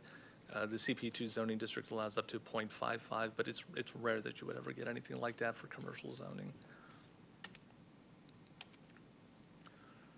On the Phase 2 site, here are some representative building elevations that have been provided. There are a couple typical buildings that, again, would kind of have that thread, that architectural thread between some of the multifamily or multi-tenant commercial buildings that you'll see in Phase 1 and then pulled into Phase 2. And then there's also individual corporate style architecture for some of the identified lots for which they already have some, maybe, I can't say that they have commitments necessarily, but they have at least strong interest in those particular lots. I'll let the applicant clarify who they may already have commitments from. Similar to Phase 1, there is one particular lot for the future lot that's conceptually shown as a grocer, up against the 291 frontage, minimum 20-foot required. What's shown here is 8 feet 3 inches at its closest point. Similar, again, you have a representative here, example of the area. In this particular area, I wanted to point out is that you do have the multifamily adjacent to the Abundant Life Baptist Church. You've got their parking lot on the north side of the church, abutting the parking lot on the south side of the multifamily. And here's the area where, at the request of the adjoining church, no buffer was requested. There will be a stub between the multifamily lot and the Abundant Life Church property, and it's my understanding that there's an agreement or understanding that that connection point is intended to provide another point of access to the parking lot from Abundant Life out to relocated Jefferson Street. Again, here would be the modification to the design standards that were previously mentioned. Road improvements for Phase 2.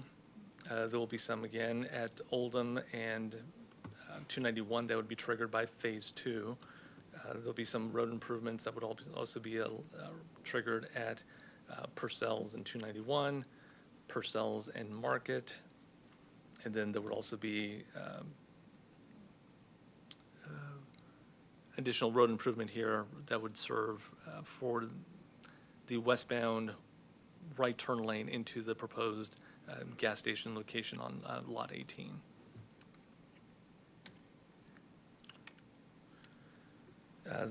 This one,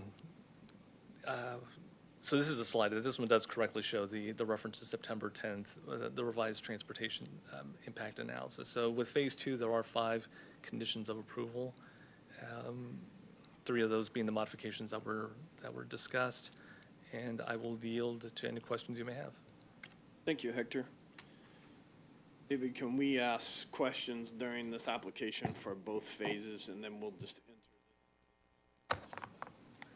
Yes, that's exactly right, yep. Do we have any questions from the public before we go to the commission? I think you were sworn in. Come on forward. Yep, come on forward and give us your name and address for the record, please. My name is Jerry Roush, and I am representing the businesses south of Purcell's. Seems like only yesterday we were here talking about it. Now we're here talking about it again. So We're all for economic development. We're all for the building, and we think that that is really going to improve an area that's blighted. Our fear and what we really are asking tonight is for us to reconsider what we're going to do with that Purcell's median. You have to remember, if you put a median right in, right out only, and the way that that traffic's going to flow, it's going to flow out. You're going to cut off access to the post office. You're going to cut off access to the convenience store. You're going to cut off access to the businesses. All of that is going to be cut off. We are all for being good neighbors. I mean, these folks have been in business for a very, very long time, and some of them own multiple businesses in the Lee Summit community. When that gets built and when the phases go up and they start again and you cut off the access there, you're going to have a bright, shiny penny. It's going to look good. It's going to be great for economic development. But everything south of Purcell's is what we have to remember is going to get blighted because they're not going to be going in there. It's going to get dark. It's going to get blighted. Crime's going to go up, and you're going to have everything sitting on top of it that's going to be great, well lit, well used, good businesses, but everything to the south. And the only thing I really want you guys to consider when we're talking about that is what could we do differently? Have we looked at anything differently? Can we do something with a roundabout? Once again, can we go down where the stoplight is, maybe improve the lanes? Can we look into land and open up the land to make wider turn lanes so that when people are coming in and coming out, we have some type of access to Market Street? What we have to remember is if you go all the way to Jefferson, then you have to go down, then you've got to turn around and go back up. And if you're going this way, chances are there's just not going to happen. And so I'm here on behalf of all the businesses down there, just to ask that we take, approve it if you like, but we would really like to get a continuation to at least try to figure out if there's something else that we can do differently with Purcell's in reference to the left-hand turn lane coming into it. Is there something else that we can do? If we can get a continuance, then what we will do is try to find a way to make it work where it's a win-win situation for the new division going in and for us, so that we don't become a blighted, close up businesses, sell our businesses, empty buildings, no opportunity for us to thrive and grow. I appreciate your time, but that's really what we were asking for tonight. Thank you. Sir, give us your name and address for the record, please.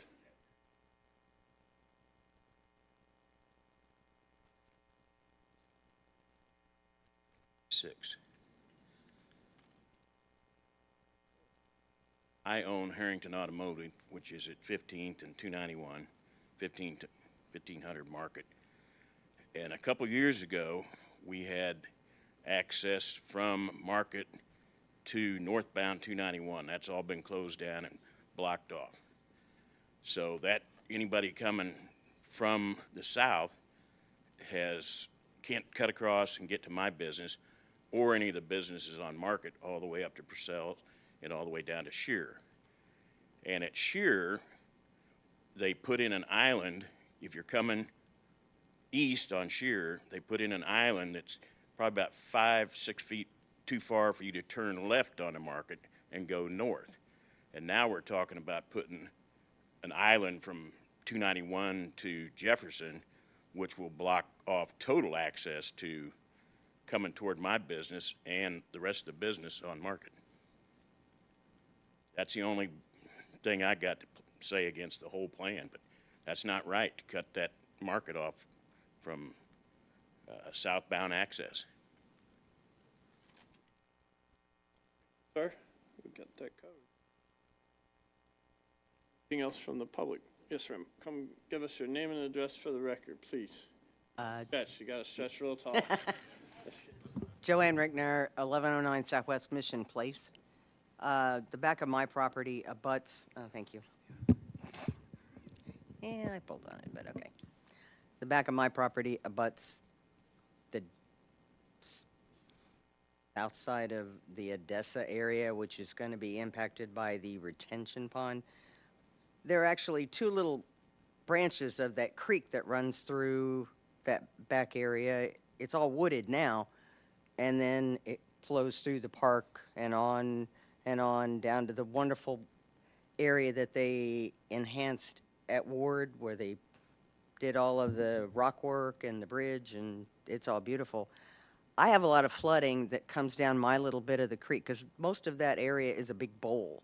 If I get an inch of rain, I have a 20-foot wide area of water that's rushing through there that proceeds on through the creek. I don't understand how the retention pond is going to affect all of that.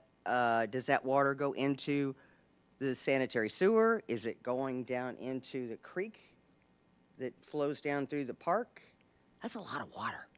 And they're going to be paving even more area that's actually above where my property is, and it comes down. So I just don't understand from the pictures that I've seen how all of that's going to work and not just flood me out. Okay. Thank you. Thank you. Yes, sir.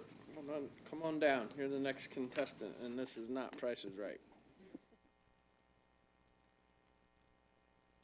Daniel Donovan, 1304 Whispering Ridge, Pleasant Hill. I own the building at 1324 Southwest Market Street. Again, like Jerry said earlier, we were here 2 years ago. They were trying to put the right in, right out up there on Purcell and Market Street, which limits access to all the buildings down there. But like you say, the post office, if once you eliminate that right of way, just like the other gentleman said, there's only one way in, one way out if you're coming from the north. And most of the people going to the post office are coming from the north, correct?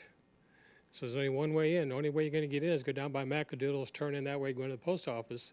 The only way out to go back north is to go back up to the right in, right out on Purcell's. So the other day I got a phone call from somebody from the contractor here, whoever, the developer I guess it was, that's doing this project, and they're talking about trying to take my property on 1324. There's a driveway there. They wanted to run a driveway from Jefferson Street over to Market Street. And the gentleman talked to me on the phone. I'm sorry I don't have his name, because he promised me a sketch or a drawing of it or rendering of it with an email. And at that time I thought I'd have his address. I've never heard back from the gentleman. I was never invited to a public meeting, and I have no idea what's going on with my property. I just got some concerns. I'd like to have more clarity to it. You know, we're like 4 or 5 buildings down. We're two buildings up from the post office. So I don't know what's going on there. I'm just trying to figure it out. We're not. I'm opposed to putting the right in, right out. I mean, I think there's got to be a better proposal for it. We was here 2 years ago. I think the city talked about doing a 10-year plan or something up there, and I haven't seen nothing on that. It seems like every time there's some development in the area, we get the short stick and we have to come back up here. And that's twice in 2 years we've been up here. Thank you. Anything else from the public? Yes, sir. Come on down. Did you swear in the beginning? Did you swear in the beginning? Okay, I didn't think so. I'm trying to keep track.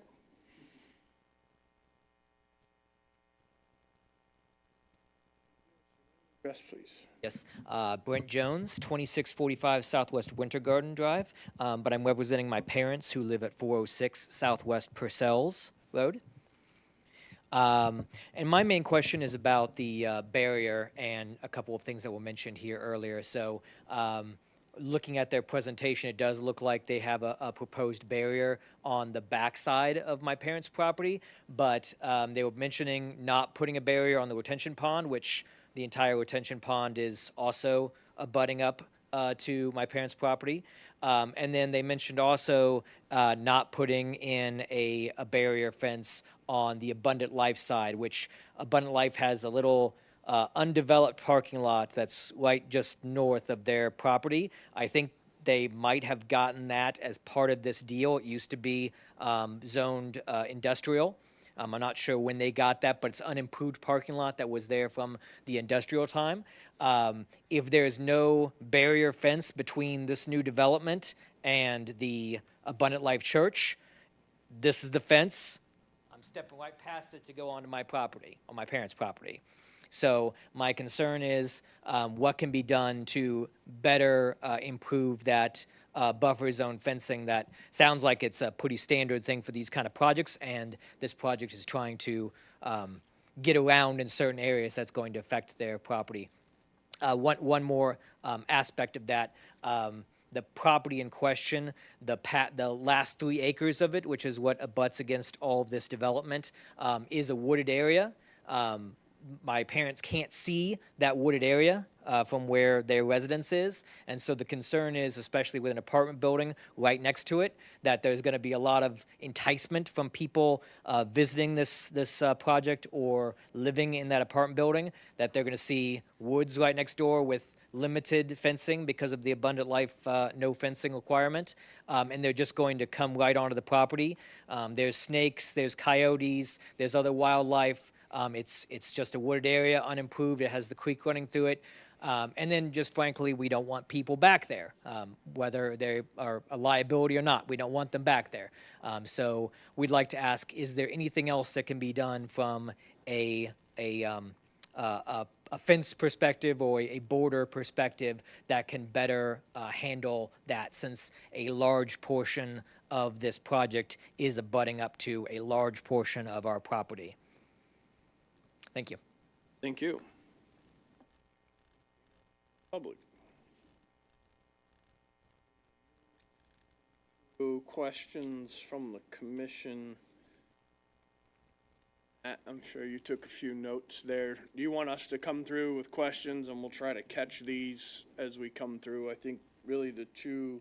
Up to you. I mean, I think a lot of those are probably similar to probably some of your guys' questions, so maybe I answer those if that works for you, and then if you guys have additional. The retention pond and this fencing part here, if you want to tackle Yeah, those first. And let's start there. I think we'll have a little bit larger discussion on the median.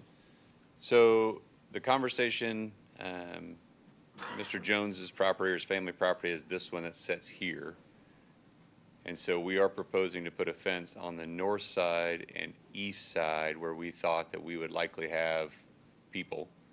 On the westerly side, where over here we're going to have an open detention basin with really no enticed access or pieces of it, we didn't think it made sense to put up a fence along that westerly side because it didn't seem like it was creating a barrier. There's a large amount of existing tree mass that's in there. There's no trails, no enticement that would bring anybody back to that side, so that's why we're asking in that side. We did ask that the fence not be installed along the Abundant Life property because, one, obviously we're putting in an access point to allow Abundant Life to have a direct access back out to Jefferson. But secondly, again, it seems like this is a future parking area. It's kind of a semi-parked area right now that they use multiple times. But again, it's an area in there that we just felt like landscaping in there made more sense, that it didn't seem to put a fence up in there. And I don't know that that deters anybody anymore, depending on how far you put the fence. At some point, someone's probably going around it. So I think that answers maybe what our thoughts were on the fence idea. For that area, we can certainly talk more if you want to on that one. Stormwater side of it, we can probably talk about it. This is probably just as easy. So there is a draw that comes from the detention basin of Abundant Life that comes right through here, comes right across the backyard of this property and works its way into the existing creek. There's an existing detention basin that sits up in here from the Odessa site that drains into here. And so the detention basin, what it will do is it'll come down and it will incorporate and take away what Abundant Life had down here and take and create basically a berm around the entire perimeter. So the water that any of these residents are currently seeing that's draining directly into their backyards will now be inputted into our detention basin, pushed down to the north and into a controlled structure that will release basically back out here where the ditch is, the stream is on the park property. So I believe everybody that's to the south, and especially her property, will see a great improvement having this development come in, because the detention basin will again collect all that water that's currently free flowing onto her yard. And there is, especially on this lot at the northeast corner, a large ditch that currently just goes through their backyard. So that'll certainly improve those situations in that area. And then I think really the other one that's there, and I created a slide or picture of it at least so we could all kind of understand it and see it. So our traffic engineers here, we can talk through those sides of it. I'm sure Susan can stand up and have the same conversation. Purcell's is a tough one. It's a very difficult, poorly designed intersection. The location of Market Street as it comes out is frankly in a spot that it should not be. If given today, that access point would not be located there. The Abundant Life Church, that has a high number of users, floods that intersection. The school down here floods that intersection. And the problem is that cross traffic that gets created in the intersection of two left turns trying to create. So you have a westbound left that gets intersected with it, and then you have an eastbound left and an eastbound right. There's just a lot of movements that are happening in there in that little intersection that doesn't have the correct distance to do. So I was aware that the conversations occurred when the Macadoodles site came through, that the median came in, and at that point it probably was the right choice because it improved traffic. But certainly now, as you look at it with the development that will occur in the area, the current conditions and how that safety concerns are there, it's the right choice to create a better better vehicular movement, a better situation overall. Additionally, there's going to be an eastbound right turn lane that'll help to aid in the intersection. Overall, Purcell's is going to get a major improvement to that intersection. So now it goes into the idea of how do you access the site, because I understand that if you cut off site access to it, certainly MoDOT is getting rid of all their cross intersections, and so that's why that was removed some time ago. Down here at Shear, it's the exact same situation where that median exists to block off the through traffic that comes through, because again, it's a very poor decision to have an intersection that close to that main point. But that is the purpose of what we have, Jefferson, Shear, and Purcell's. While it's going to be a number of additional movements to get to that point, there still are ways that if you are going to come down southbound, make a turn, and come down, you can work your way into it by coming back and around to make it down and up. So I understand the additional movements that it will create, but I think that our traffic engineer, the city traffic engineer, will comment to you that that median is a safety concern, and that's why it's been brought up at our MoDOT meetings, it's been brought up in our traffic study, it's been brought up during the entire process. So, you know, one of the owners is the owner who owns this property here that has the access. We did reach out and started having discussions of would he entertain the opportunity to have access across his site, because he has site access that cuts through. As we started digging into it and surveying it and figuring out, the problems just continued to compound of having a public access across a private piece of property.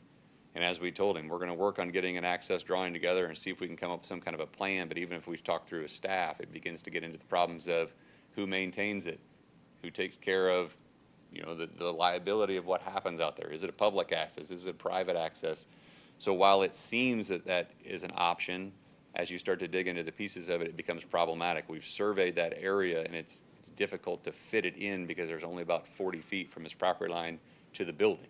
And so it's one of those ones that he's correct, that we reached out to ask the question of would he be interested in discussing, and we'll continue to discuss. But at this time, I don't know that that's a possible viable solution to have all of the users in that area to be able to access through his property to get from Jefferson to Market. So I think that answers the questions that I saw, unless you have others that you saw that I missed. Matt, I was just thinking that last time we talked about this, I know we talked about the post office as a possibility. I mean, have you guys talked about? We've talked looked with the at it, US so, Post office? Yeah, so we've looked at every property coming down the line and looked at grades.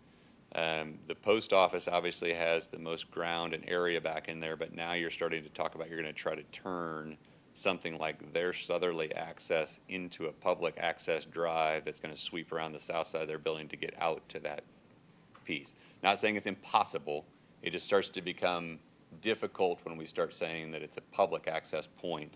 You know, we even looked at it if this parcel down here is for sale, and so we even looked at opportunities of, does it make sense to try to create some kind of a cut across? But again, this is a detention basin. This is one of the business owners that has already presented himself here today. It becomes problematic to try to find a good solution. Not saying we're done looking, it's just as we've looked at it in every direction we can, this Purcell's is definitely a traffic concern. The rest of them are, I think there's ways to get to the site and function. It's just gonna create more turns and having to go around Jefferson and around Shear and get to it, understanding that's not ideal. But at the safety or the improvement of safety, I think it's worth it. So, hold on. The original, this development, prior to this development, Shannon and David, you could help me out. What triggered that median was Macadoodles. I mean, very appreciative of Drake Development and their team to be looking at solutions, but this is already in play whether this development happens or not. Correct. So when Macadoodles came in for their PDP, this was one of the requirements, but it was removed. But it's getting back into play now that we're bringing in the direct. Correct. Okay. Mr. Chair, if I could interject, I'm so sorry. Questions were in public hearing. This is for staff, sorry. I think what Chair Funk might be getting at is this on the capital improvement list regardless? At some point, regardless, this was to happen?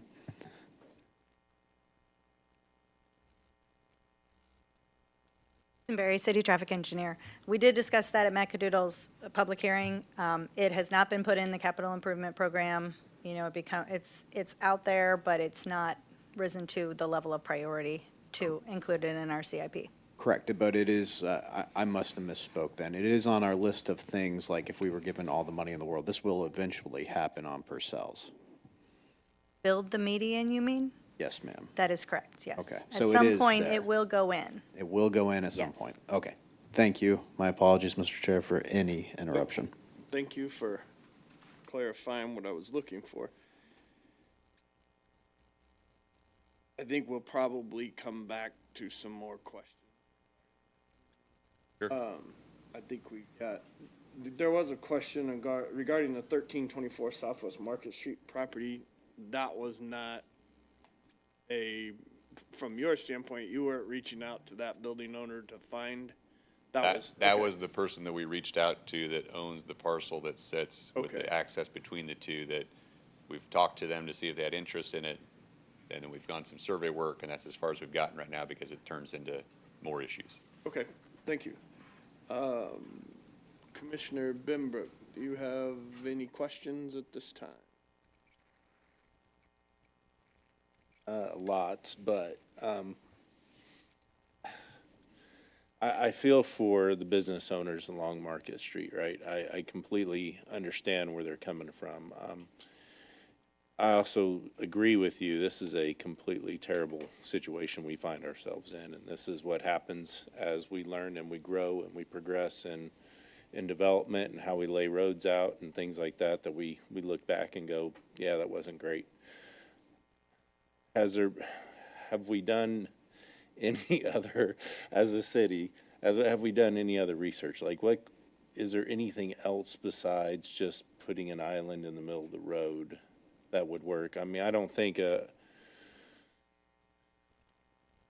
traffic light's the solution there, because it'll just back up into the corner. I don't think a turnabout's the solution there, because with all this new development, it is going to get increased. I guess, and I know this is probably going to be a no answer, but is there a way to create a right-in off of the highway, like a turn lane directly through like between the property of, I think it's the gas station on the corner and the next building? Is there a way to create a right-in, right-out access only if the owner is willing to part with some land? That's a decision for MoDOT to make. It's called a break-in access, and they are not going to do that. We tried to get a break-in access on the further north, basically halfway between Oldham and Purcell's, and they denied that. the break and access has to benefit the state system, which is 291, and any sort of access break, it's a big hill to get up to get a break and access approved. I don't doubt it. Okay, thank you. I'll reserve more questions until we get to the other part, but that's it for now. Thank you. Commissioner Tuzinski. Hey, Mr. Chairman. Hey, Matt, quick question for you. So point out the entrance, or how would people, traveling public, get to that north part of this development coming northbound on 291?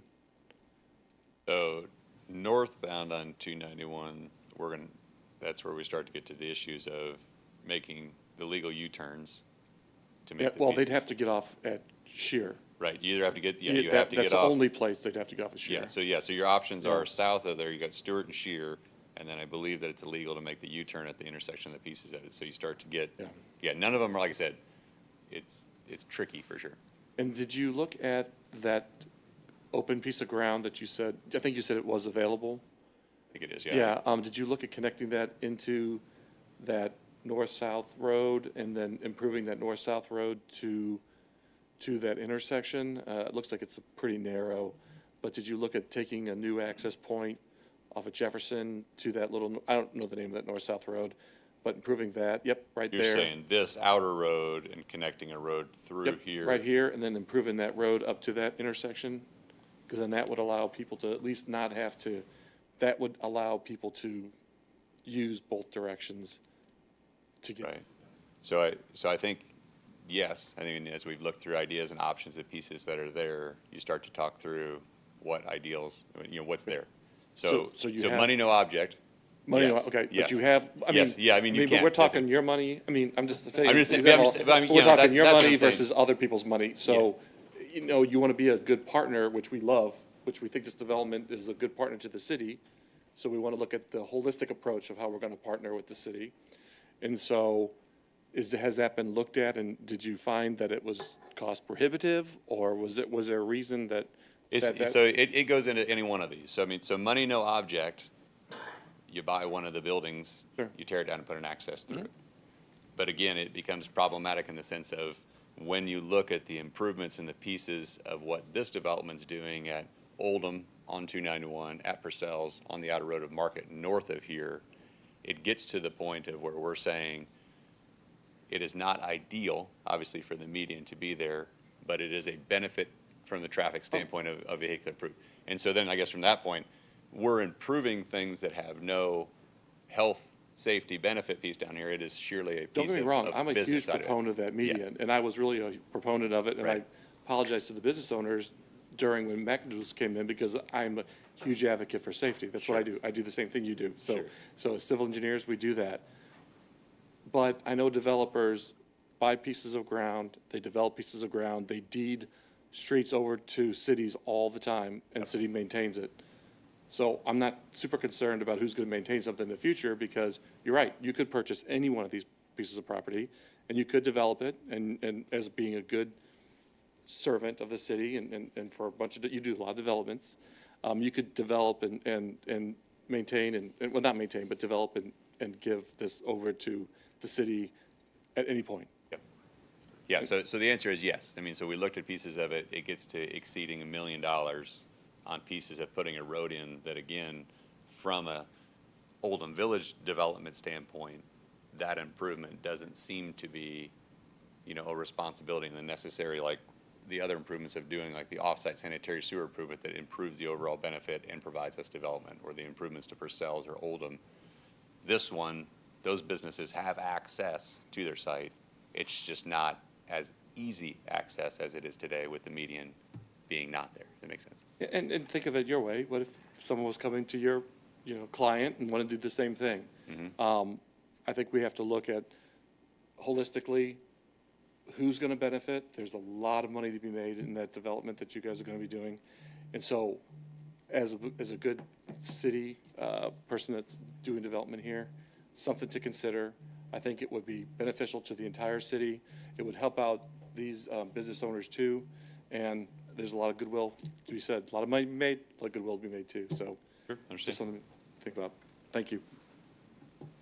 Crafton. Thank you, Chair. I had a question around, this probably isn't going to be popular after I thought of it, but was there consideration of connecting Allendale Street through that park, the city park, to the development? It looks like it would be south of the multipurpose room building. The street, I'm sure. Are there anybody here from on Allendale? Yeah, a couple of the residents showed up that are here to the west. So you're saying Allendale over here to the west, figuring out Well, how. it dead ends into a circular. Yep. And Right there's a here at baseball the park beginning area, yep. diamond. And then Yeah. bringing it in. Well, yeah, because that's a parking lot right there, circular parking. Yep. It looks like it connects to the south side of that fitness center or whatever. Yeah, so. I don't know, That area there. I didn't know if you guys talked about that. I'm not sure it would be popular with the grade, neighbors. the grade change will be the issue. So as we start to talk about this westerly side, we'll have a retaining wall that'll exceed 10-plus feet and then getting up to the 14, 15 feet on the south end. So the grade between Allendale and what the facility will be built at once it's completed will be pretty drastic. Okay.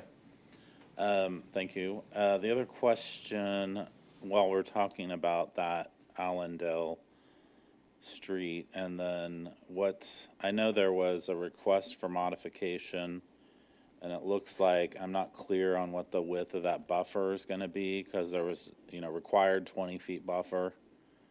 It looked like there was a recommendation for a 30-feet buffer. I think there was, the residents wanted to keep those trees, which I'm with them on that, like, let's keep the trees that are full-grown, and then you guys were gonna move the wall, and then put your own landscaping on the other side.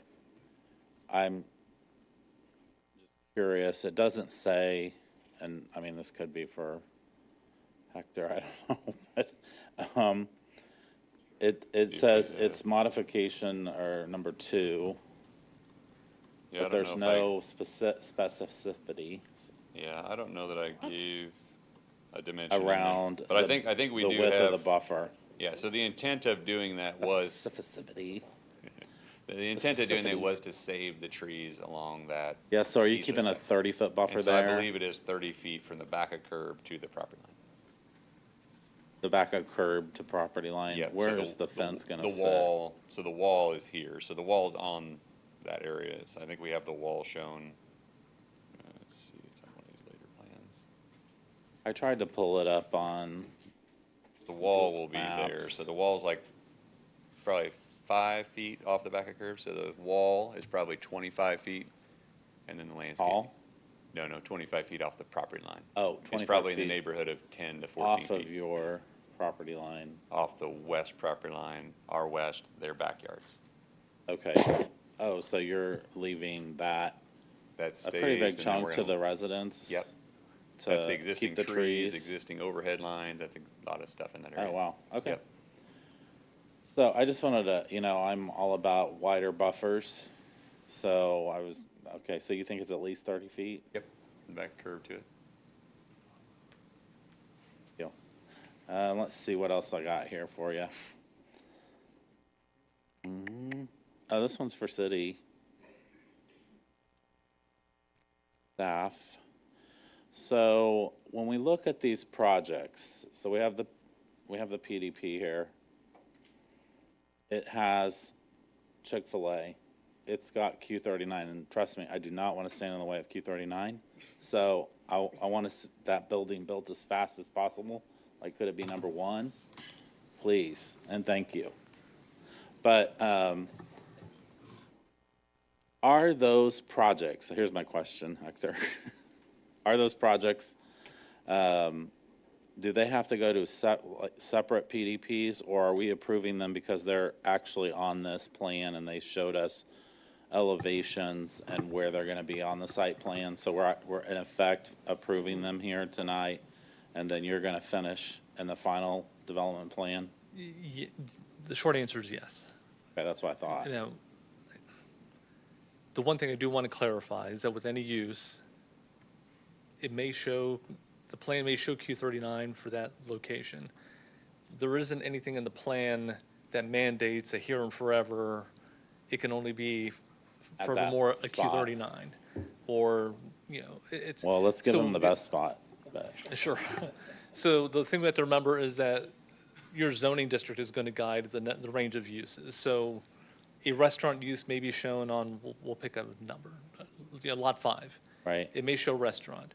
Well, retail uses are also allowed under that zoning district for that zoning, for lot 5. So it could be that when the rubber meets the road, that it's not a restaurant, that it's a retail use of some sort, which is fine because it's within the range of uses allowed under the zoning district.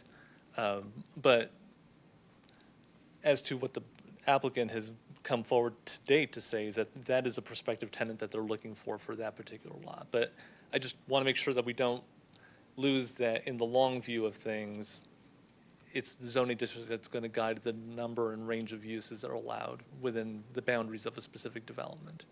So we won't see if that like Chick-fil-A, for instance, glad to see they're using the double lanes and have plenty of runway for that at this location. Because we've talked about that the last time, but it could change is what you're saying. And we won't see it here. You guys will see it, and then you will move it into the final development plan. Yes, there is specific criteria within the UDO that would say that certain changes constitute the process, or I guess would trigger the process of bringing something back forward to you. So certain things would be if a new user would to dramatically alter traffic in such a way that it negatively creates a negative impact, or if, let's say, architecture that comes forward is in some way incompatible with existing development or previously approved development. That would be some of the triggers that would come forward. But barring that, no, it would just stay Okay. at the administrative level. I think you answered that Yes. question. Thank you, sir. Let me see. I thought I had another. Do you know, and this may be for Susan, when they realigned Oldham Parkway, are they vacating that right away? Is that owned by the state? Are they keeping that? Is that are they pushing the project out? I'll do it because this conversation is a wild one. Yes, it's state-owned stuff, which we're going through the process of getting the relinquishment from the state. There's city-owned stuff in there, and this, as Matt was talking about earlier, the number of steps that we've been through. We've been on bi-weekly meetings with MoDOT for a year and a half to get to the point of where we're sending to Jeff City the right-of-way pieces that are being relinquished and purchased and traded and many of things. So market's the exact same way because the outer road is highway right-of-way as well. So they will own the new Oldham Parkway that goes through your development? The state? city will get it. The So city will when get we're it? done, we'll get it, everything from MoDOT, and it'll transfer through a number of different stages, but the set end result, Oldham will be a public city street.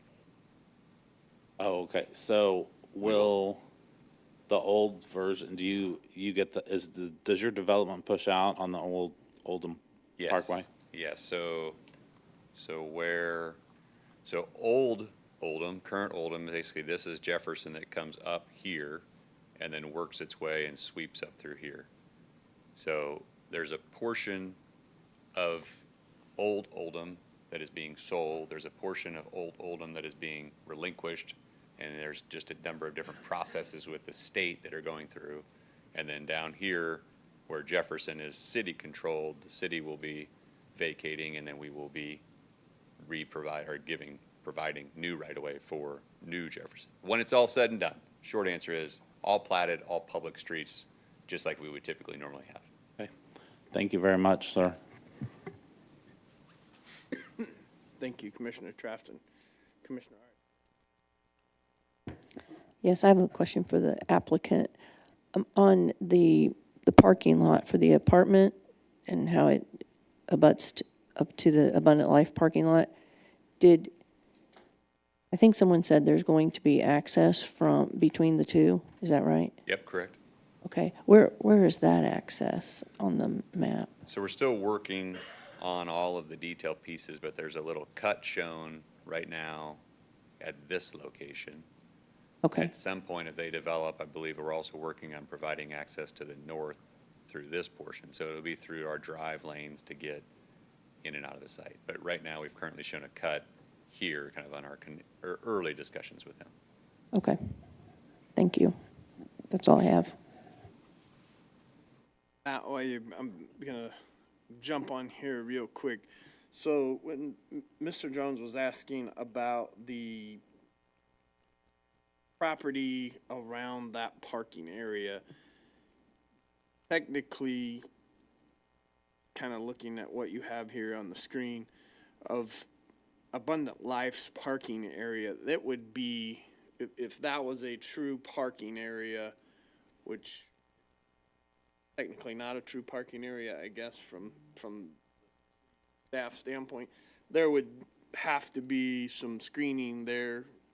Well, Hector, if Abundant Life were to put a actual parking surface there, and this access is created, the piece of that butts up to Mr. Jones's family property, would Abundant Life be required to put in some screening?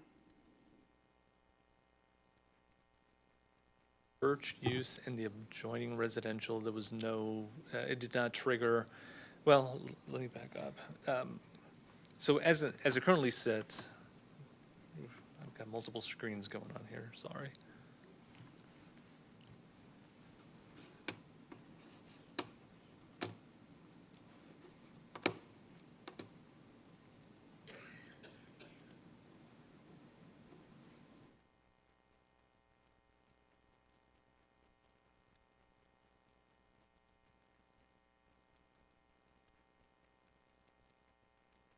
So the Jones property is this line here, this one here.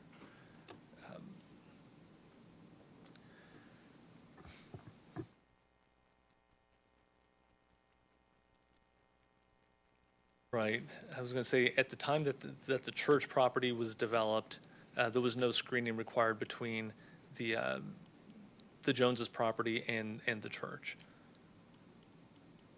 So I guess the answer would be no.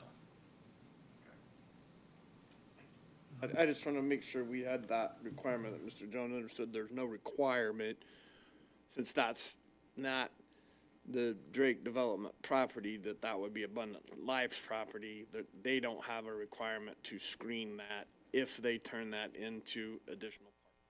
Correct.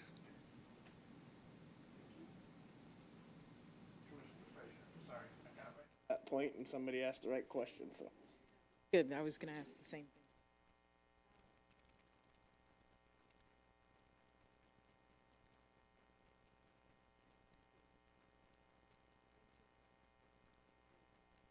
thing. A modification request on the signage of 30 feet. One at the, I think it was the northwest side of the property and the one at the south. Just a quick question, are those double-sided? Because I think when you kind of explain that, you know, folks turning in could see access to the tenants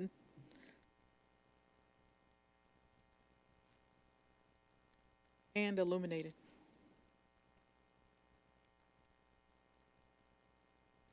Oh. I saw,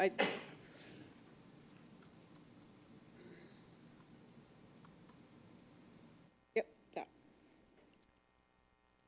Yeah, it would be That just double-sided. It would be double-sided. okay, Yes. okay.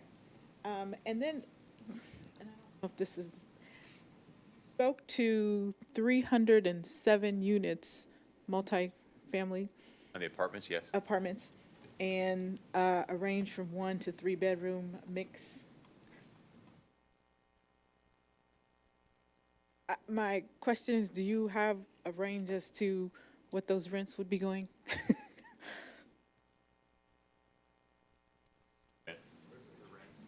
I asked the same Okay. question, so I sent it to the guy who's going to take care of that. So hold tight, let me see if I can get him up here. Do we? You can swear in. She'll get you.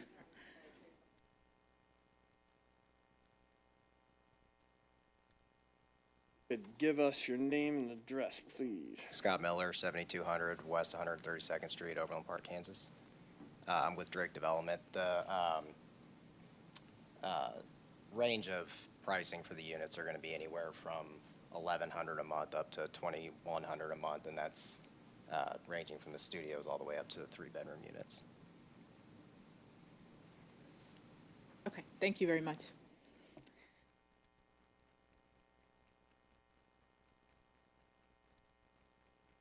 I'll reserve my next for comment. Okay. Commissioner Kitchens. Thank you, Mr. Chair.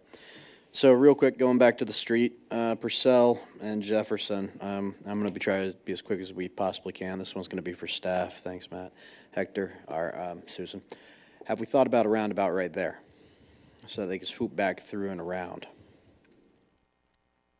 Jefferson and Purcell. At Jefferson and Purcell, our market in Purcell, I don't think that's been looked into. Okay, so to me, that would be an option to look at, would be a roundabout right there. Okay, only reserving for questions, so we're good here. Applicant, Matt, just a second here. Did we check with the school, LSR 7 Pleasantly being right there? Did we talk to them about the increase in student staffing at Pleasantly?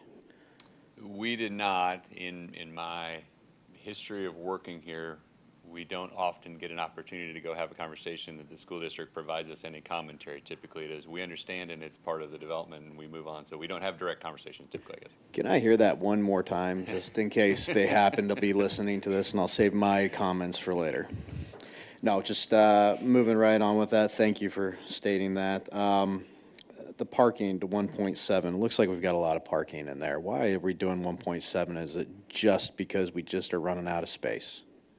No, so when we work through the parking side of it, we work on, based on the number of 2 bedrooms, 3 bedrooms. Are we talking about just in the apartments or overall? The apartments, that's what Okay, I'm yeah. worried about, yeah. So we create a spreadsheet that basically identifies on a studio, the 1-bedroom, 1-bedroom den, and the 2-bedroom, 3-bedroom, and associate a specific ratio to them. So 2 and 3 bedrooms get associated 2, and then everything else.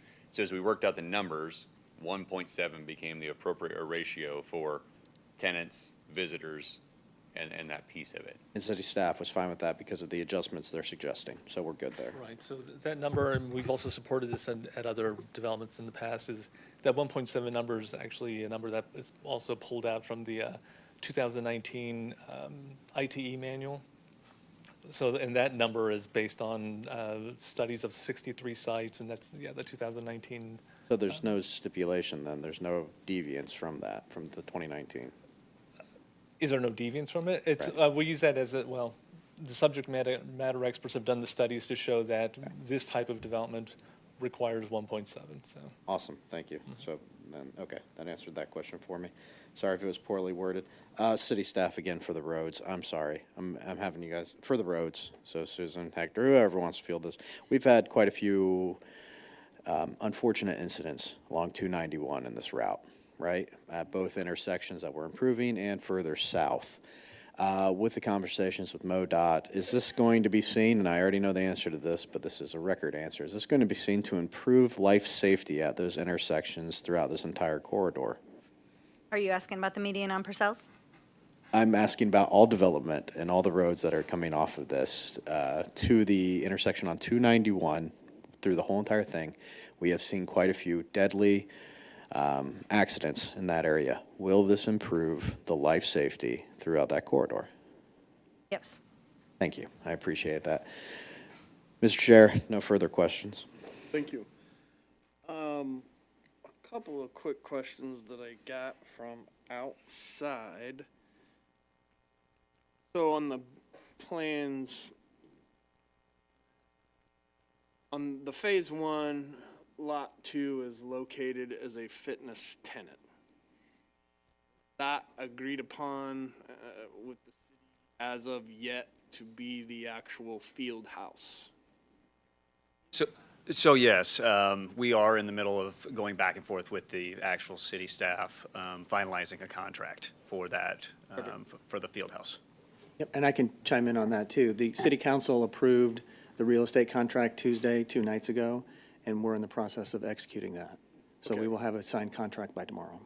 But will not be a proposed fitness tenant. It will be once everything is executed. So this is just the real estate contract to buy the land. It doesn't guarantee that a field house will go there. There's a lot of steps that still have to be completed to get to the point where we construct a field house, but this is the first of many steps. This is the real estate contract for the city to take ownership of the land. Okay. And then there'll be more negotiations on that aspect as the whole project moves forward. Okay. Will you complete phase one before you start phase two? Gary said, could you get Q39 and Chick-fil-A done really quick? Right, and in fairness, that is an idea. So yes, the idea is, yes, the first phase is the Oldham realignment and the Jefferson relocation.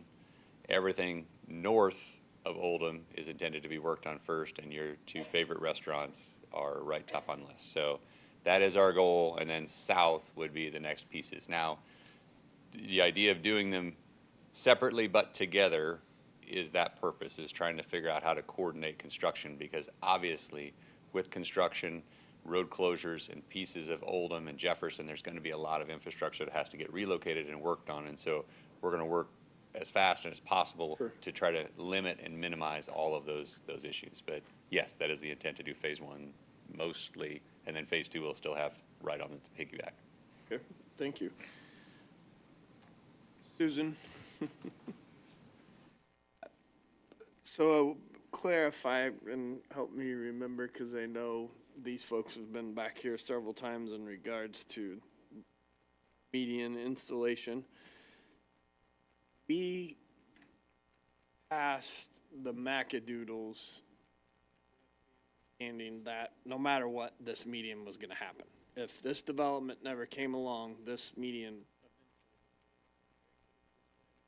a random Tuesday, and they could have been going to work, and lo and behold, there's somebody out there putting in a median. That is correct.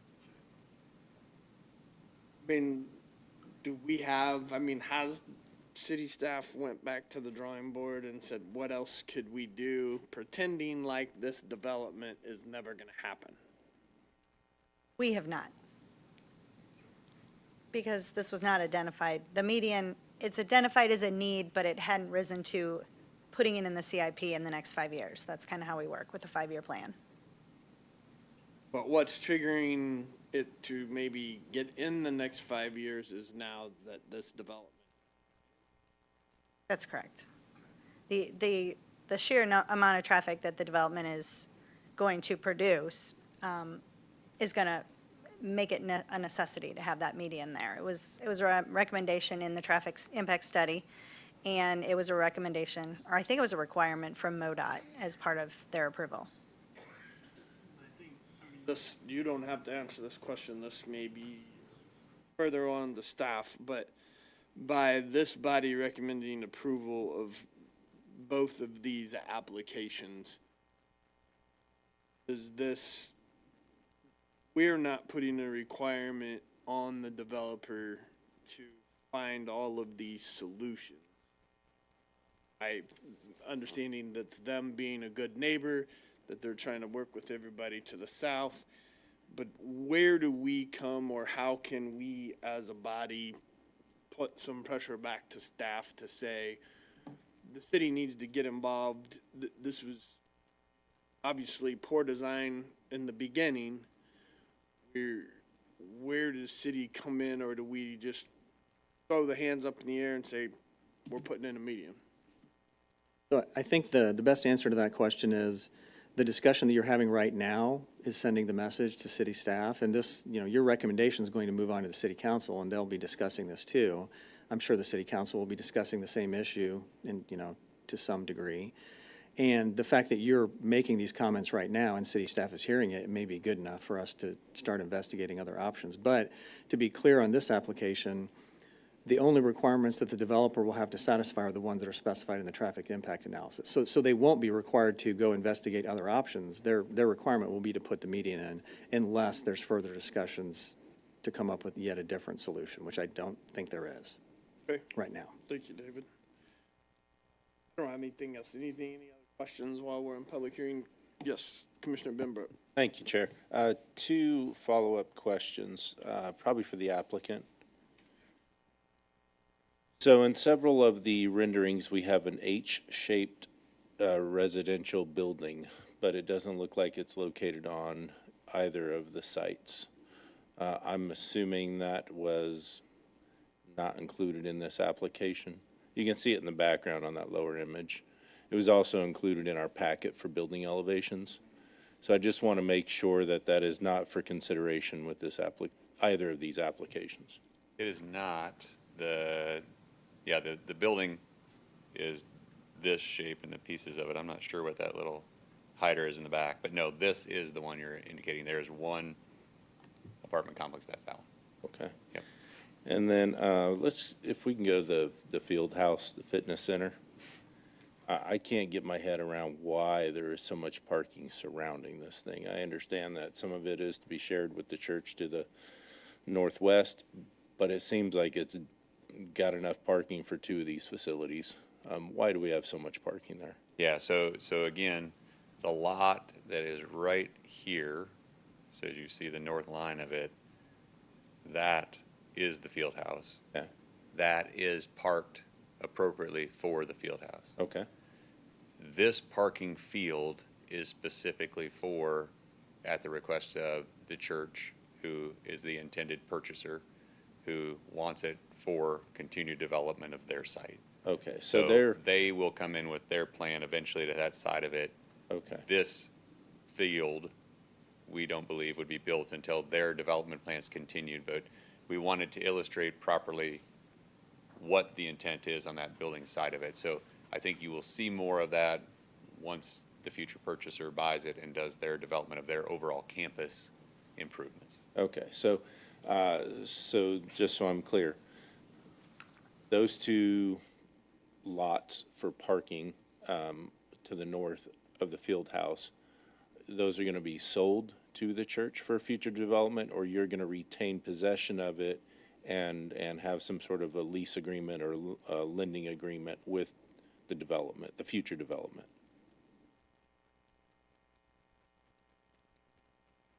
You're speaking of the lot to the north that we're talking about? Yes, It's one that's- lot, it's a larger piece, but we are planning to sell that to the church. Okay. So they would own that. Okay, and make they those have improvements. specified the amount of parking that they would like to see there, and that's reflective in this image? They're still working through those plans. That growth strategy is something the board over there is working through as we speak, and you'll see something here in the future.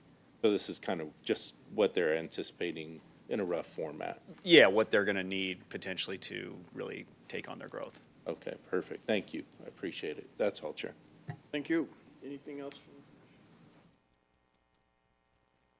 We will close the public hearing and open up for discussions or comments. All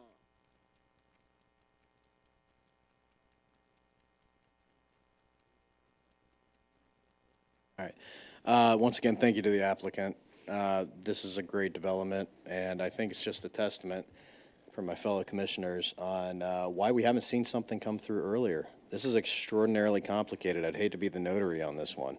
With the amount of paperwork that's going to go through here, the amount of development, I think the developer has been more than a good neighbor with what they've proposed and tried to come through. I hear the worries of the citizens and the businesses. I do know that the stormwater will improve right there because of this. Right now, we have to remember what we've got is a huge vacant lot. That's not good for anybody. Quite frankly, it's past due that this is developed out. I don't know. I've been on the forums. I haven't seen anyone want another Chick-fil-A in Lee Summit, right? We haven't heard that. We hear that complaint a lot, that we need another Chick-fil-A. So one thing I did want to touch on is Purcell's. If I remember correctly, I was the biggest proponent to not put the median in on Purcell's. I was pretty adamant about that. With this growth, I don't think there's any way around it. Quite frankly, a median is needed there. And the life safety issues that we're having on 291 that we see quite often will only improve with everything we're putting in here. Now, I do believe that the increase in traffic flow that'll come down and through there, the exit onto 291 South on that right-hand side will feed those businesses just from the amount of businesses north that are coming in there as well. I would like to see city staff look at something as a roundabout at Jefferson and Purcell. I know it's a tight corner, but I would think that would be our best bet on being able to feed people to loop around through there, because I do understand the businesses. They didn't sign on to this when they built up, but quite frankly, it's development. The city is growing, and quite frankly, this is going to benefit the greater good as we move forward here.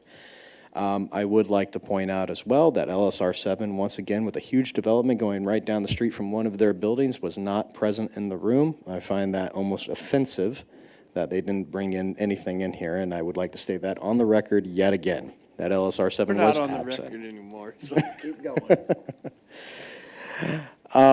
I will say that I will be voting approval of this, and I would say to my fellow commissioners, even though there's pain with this development, I think it's appropriate, and I do think that we have some good options to move forward with it. Thank you, Mr. Chair. Thank you. Commissioner Frazier. I think the priority should be, and it sounds like it is, the safety as far as the roundabout with 291, the safety and security of our citizens. It is painful, you are correct, but to the extent that the city is here and we can ensure that we have addressed all the possibilities, and even looking into Jefferson, I think we owe it to the citizens to do that. I always ask the question, it's my tenure here, if the school district has been informed, if they are aware, that's why I asked the question about how many units. If you multiply that by 1.5 students, you've got students feeding into Lee Summit across the street, perhaps East Trails, perhaps Pleasantly. So with an already student counted capacity, I know that personally, then it's something that I think they should be aware of, and not necessarily having input, but definitely be aware of what's going on. So I too am excited about Q39, not having to drive down to 39th Street. And I'm a daily Chick-fil-A person, so that would be great too. But again, I think it's important to put the safety and security of that 291 traffic first. But again, let's see if we've exhausted all the options and the possibilities to further improve that, if that's by looking at Jefferson as well. Thank you. Commissioner Arf. I have a concern about the Abundant Life traffic having, or the access from Abundant Life to the apartment parking lot. I would think when services are let out, and if people were driving through there, and if I was a resident, I don't know if I would like it if I had trouble backing out of my spot or pulling out because of traffic going through. And maybe I just can't really see it in the diagram how that flow will really go, but that would be a concern of mine for safety, for sure. I would also concur with what everyone has said about maybe trying to come up with a different solution on Purcell's so that we can be safe, but also not have adverse effect on the businesses south of there. But I do think this is a great project. I think it will be really nice to have the additional restaurants, and I'm looking forward to seeing it. Thank you.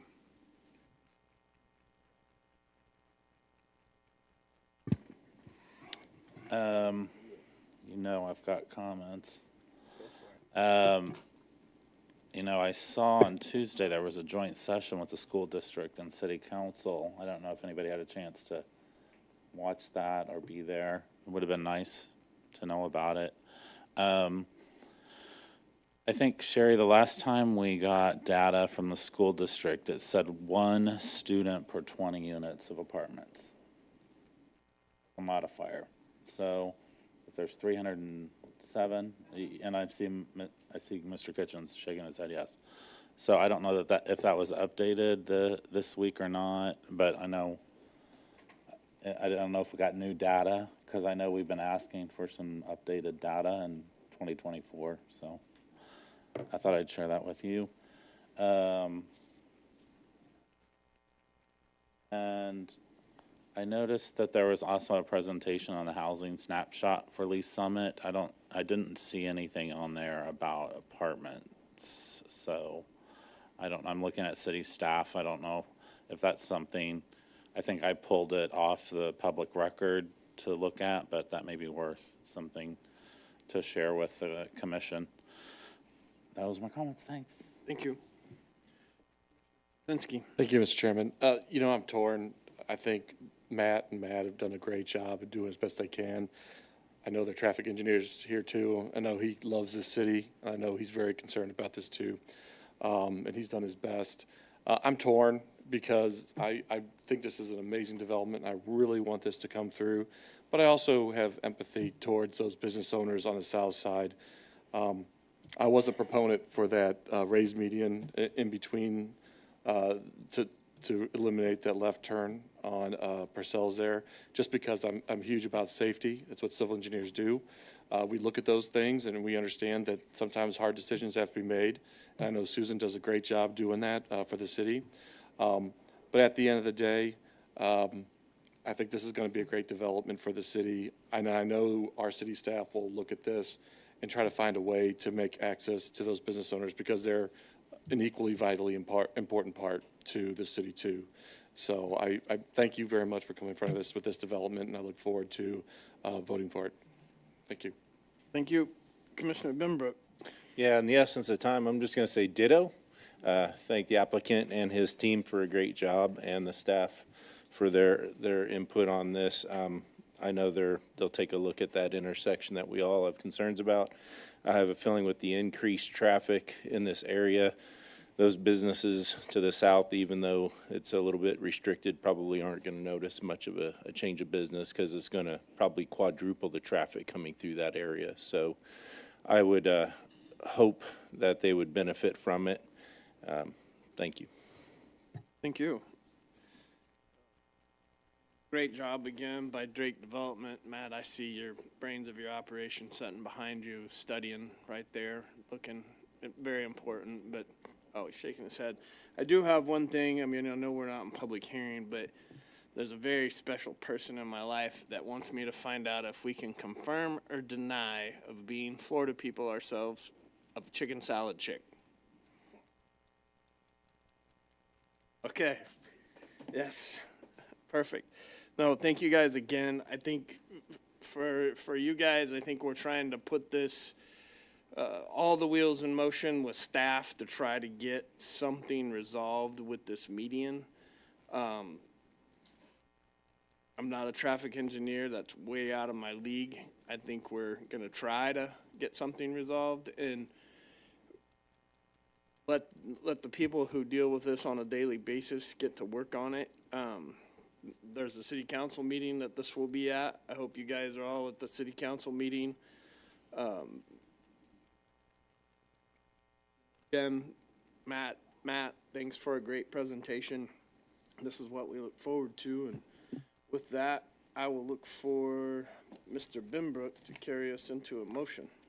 Yes, Chair, I move to recommend approval of application PL 2023-188 preliminary development plan, Oldham Village Phase 1, 101 Southwest Oldham Parkway, 1025 Southwest Jefferson Street, and 1031 Southwest Jefferson Street, Engineering Solutions LLC applicant. Second. Motion and a second. Could I get a vote on this application, please? Mark Kitchens, Yes. Sherry Frazier, Yes. Dana Arth, Yes. Donnie Funk, Yes. Terry Trafton, Yes. Chip Tazinski, Yes. Randy Bimbrook. Yes. The application has been recommended for approval. We will move on to item F. We're just going to open this up.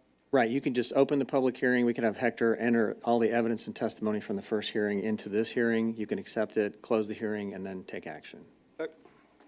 We will open up application PL 2024-015, rezoning from TMP-3116 to PMIX and preliminary development plan, Oldham Village Phase 2, 101 Southwest Oldham Parkway, 1051 Southwest Jefferson Street, 1206 Southwest Market Street, 1210 Southwest Market Street, 1306 Southwest Market Street, and 1310 Southwest Market Street. Engineering Solutions applicant. Hector, we have this open. Do you want to? Guess we need to swear you in, so. Oh, yeah, I suppose you do. Swear Hector in to move this over. Do you promise to tell the truth, the whole truth, and nothing but the truth, so help you God? I do. So just to clarify this application, I'll re-enter the exhibit I previously entered. So staff will enter to the record Exhibit A, list of exhibits 1 through 16.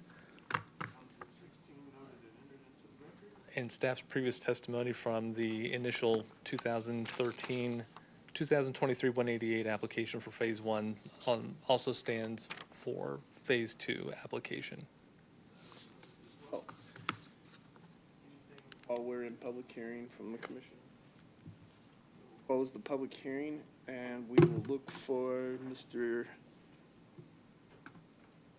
Kitchens, sorry. No, Mr. Kitchens, please. Mr. Chair, I move that we approve application, or recommend approval of application number PL 2024-015, rezoning from PI to PMIX to PMIX and preliminary development plan. Oldham Village Phase 2, 101 Southwest Oldham Parkway, 1051 Southwest Jefferson Street, 1206 Southwest Market Street, 1210 Southwest Market Street, 1306 Southwest Market Street, and 1310 Southwest Market Street. Engineering Solutions, LLC applicant. Motion, do I have a second? Second. Motion and a second. Could we get a vote on this application, please? Mark Kitchens, Yes. Sherry Frazier, Yes. Dana Arth, Yes. Donnie Funk, Yes. Terry Trafton, Yes. Chip Tuzinski, Yes. Randy Benbrook. Yes. Application has been recommended for approval. Yes, we will move on to roundtable from the commission. Anything, Mr. Kitchens?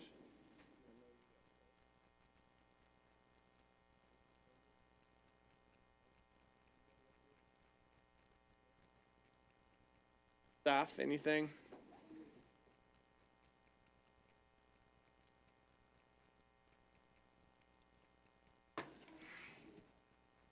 Good evening, Amy Nassif, Deputy Director of Development.